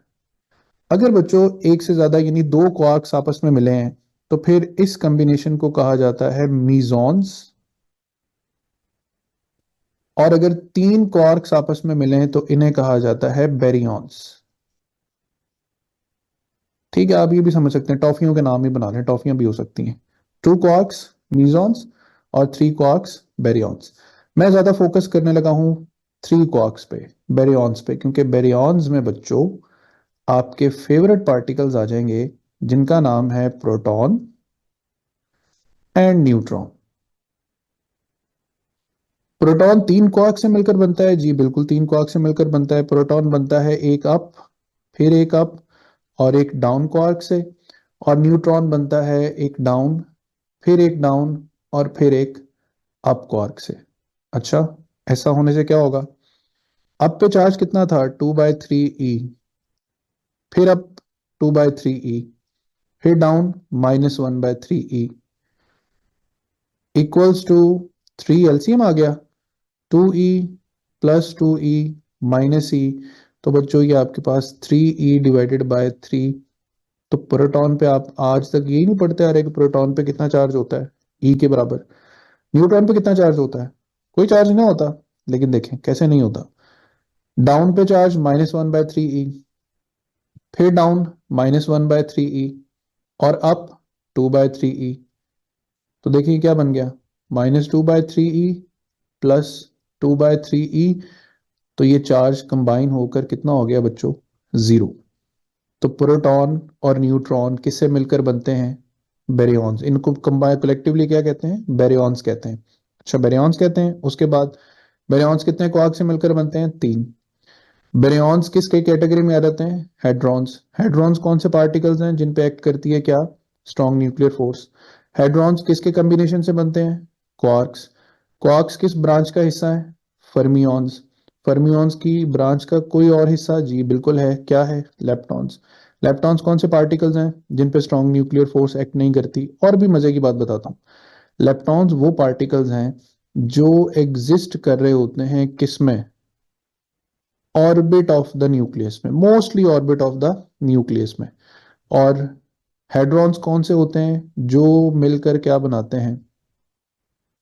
न्यूक्लियस बनाते हैं। तो अब देखें इस चार्ट को जरा, यहां तक चलें, क्वार्क्स को भी अंदर ही शामिल कर लेते हैं। तो ये हमारे पास पार्टिकल्स की स्टोरी आ गई। अब मैं आपको फिर एक और बात मजे की याद करवाता हूँ। हम ऊपर पढ़ के आए थे ना बीटा पार्टिकल या बीटा डीके। मैंने कहा था जी न्यूट्रॉन कन्वर्ट होता है प्रोटॉन में, और जिसकी वजह से वो एक बीटा एमिट करता है प्लस एक एंटी न्यूट्रिनो पार्टिकल एमिट करता है। अब ये न्यूट्रॉन टू प्रोटॉन कन्वर्जन होती कैसे है? न्यूट्रॉन दो डाउन और एक अप क्वार्क से बना ना, और प्रोटॉन के लिए क्या चाहिए उसको, दो अप और एक डाउन। तो बच्चों बीटा ऐसे इमिट होता है कि न्यूट्रॉन में से एक डाउन क्वार्क, ये मैं डाउन बाहर निकाल लेता हूं, ये डाउन क्वार्क खुद को कन्वर्ट करता है अप में by releasing an energy particle. ठीक है, ये energy particle basically weak nuclear force का कैरियर है। ये एनर्जी पार्टिकल आगे जाके कन्वर्ट हो जाता है एक बीटा पार्टिकल में और एक एंटी न्यूट्रिनो में, जो दोनों के दोनों न्यूक्लियस में से शुरू करके उड़ जाते हैं। अब देखें डाउन किस में कन्वर्ट हो गया, अप में। तो जब डाउन अपनी जगह अप ले आएगा बच्चों, दो अप और एक डाउन क्वार्क से क्या बनता है, एक अदद प्रोटॉन। तो अब आपको और भी ज्यादा फंडामेंटली समझ आ जाएगी कि how neutron converts itself into proton and how proton converts itself into neutron. तो थोड़ी बहुत समझ आई यहां तक, कंफर्म कर दें जरा कि जाग रहे हैं आप। ठीक हो गया। तो अब देखें कहानी को जरा कंप्लीट रंग देते हैं बच्चों। प्रोटॉन और न्यूट्रॉन ये दोनों मिलके क्या बनाते हैं, न्यूक्लियस। और न्यूक्लियस के साथ अगर ये इलेक्ट्रॉन भी आकर जुड़ जाए तो न्यूक्लियस और इलेक्ट्रॉन दोनों मिलने पर क्या बना देंगे, एटम। यहां तक ठीक है। अब आ जाए जरा एटम्स की दुनिया में। एटम अंदर से पॉजिटिव है, बाहर से नेगेटिव है। जहां से ये पॉजिटिव है बच्चों, इस जगह से जहां से ये पॉजिटिव है, यहां पे इसको हाईलाइट कर देते हैं, जहां से ये पॉजिटिव है, इस पॉजिटिव को दो फोर्सेस चला रही, वीक न्यूक्लियर फोर्स और दूसरी स्ट्रॉन्ग न्यूक्लियर फोर्स। ठीक है, अब आपको स्टोरी का ज्यादा मजा आएगा। जबकि इस पॉजिटिव को नेगेटिव से किसने जोड़ा हुआ है, इलेक्ट्रोमैग्नेटिक फोर्स ने। अब आपको यह पता चलेगा कि कौन सी फोर्स किस जगह पे काम करती है। तो न्यूक्लियस के अंदर अंदर किसकी इजारादारी है, वीक और स्ट्रॉन्ग की। न्यूक्लियस से बाहर एटम के न्यूक्लियस और ऑर्बिट को कौन जोड़ रहा है, इलेक्ट्रोमैग्नेटिक फोर्स। अब आ जाएं आप सारी की सारी केमिस्ट्री और बायो पर, केम प्लस बायो। एटम दूसरे एटम के साथ कैसे जुड़ता है, बॉन्ड्स के साथ। बॉन्ड्स कब बनते हैं, जब पॉजिटिव नेगेटिव की अट्रैक्शन हो, ऐसी है ना। तो पॉजिटिव नेगेटिव की अट्रैक्शन किस फोर्स ने देनी है, इलेक्ट्रोमैग्नेटिक फोर्स ने। तो अब देखें एटम एटम जुड़ के क्या बनेगा, मॉलिक्यूल। किसने जोड़ा मॉलिक्यूल को, इलेक्ट्रोमैग्नेटिक फोर्स ने। Molecule plus molecule, macromolecules. Macromolecules को किसने जोड़ा, इलेक्ट्रोमैग्नेटिक फोर्स ने। मैक्रोमॉलिक्यूल्स के आगे जुड़ने से ऑर्गेनेलिज बन जाएंगी। ऑर्गेनेलिज को किसने जोड़ा, इलेक्ट्रोमैग्नेटिक फोर्स ने। ऑर्गेनेलिज मिलकर एक पूरा सेल बना देते हैं। सेल को किसने जोड़ा, इलेक्ट्रोमैग्नेटिक फोर्स ने। सेल्स के जुड़ने से क्या बन रहा है, टिश्यूज। टिश्यूज को किसने जोड़ा, इलेक्ट्रोमैग्नेटिक फोर्स ने। टिश्यूज के जुड़ने से क्या बनता है, ऑर्गन। ऑर्गन किसने बनाया, ये किसने जोड़ के रखा हुआ है, इलेक्ट्रोमैग्नेटिक फोर्स ने। ऑर्गन के जुड़ने से क्या बन गया, पूरा ऑर्गन सिस्टम। ऑर्गन सिस्टम की सर्वाइवल कब है, जब इलेक्ट्रोमैग्नेटिक फोर्स काम करेगी। ऑर्गन सिस्टम बनने के बाद पूरा इंडिविजुअल बन गया। अब पूरा इंडिविजुअल, आपका पूरा वजूद कायम और दायम है सलामती के साथ। तो बच्चों कौन सी फोर्स ने आपस में जोड़ के रखा हुआ, आपकी स्किन को, सेल्स को, टिश्यूज को, organelles, each and everything. Everything is happening because a very strong force of nature that is known as electromagnetic force. But what if now you are an individual and you have a proper mass? Your mass is connected to whole body of earth by Newton's universal gravitational law G m1 m2 divided by r square. Here comes the role of gravity, which connects you universally with every other object of this universe. तो बच्चों ये चारों forces के काम करने की तरतीब है कि वीक और स्ट्रांग न्यूक्लियस की दुनिया से बाहर नहीं आती। न्यूक्लियस की दुनिया से बाहर आप जितना मैटर, जितना स्ट्रक्चर अपनी रिफाइंड फॉर्म में किसी भी शक्ल में देखते हैं, किसी चीज को प्लास्टिक देखते हैं, किसी को वुड देखते हैं, कोई लिक्विड देखते हैं, कुछ कुछ भी देखते हैं, वो सारा किस फोर्स के मन होने मिन्नत है? Electromagnetic force. और जब कोई चीज इंडिविजुअल बन के एक मास गेन करती है, तो मास को दूसरे मास के साथ कनेक्ट करने वाली फोर्स का नाम क्या है? Gravitational force.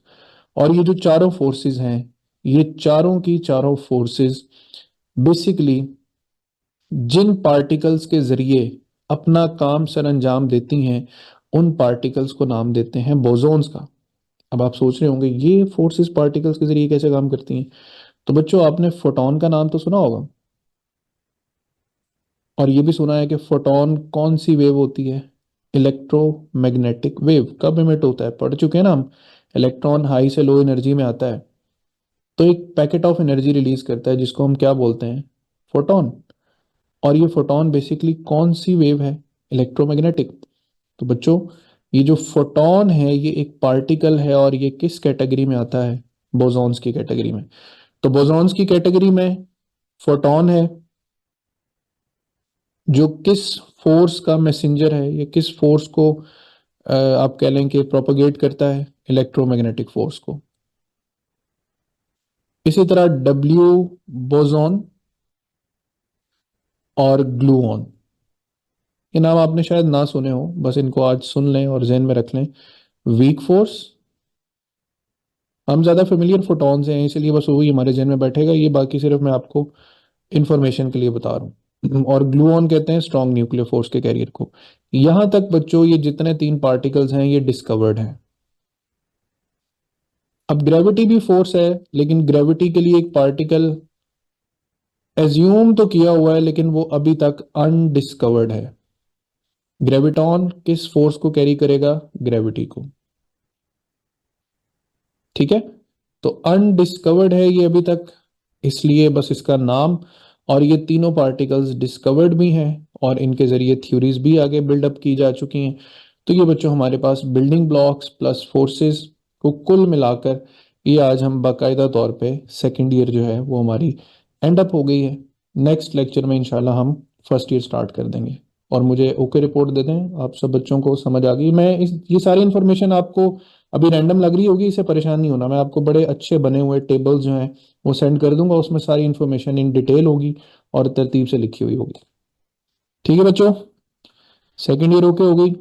चलें, कल इंशाल्लाह हम फर्स्ट ईयर स्टार्ट करते हैं।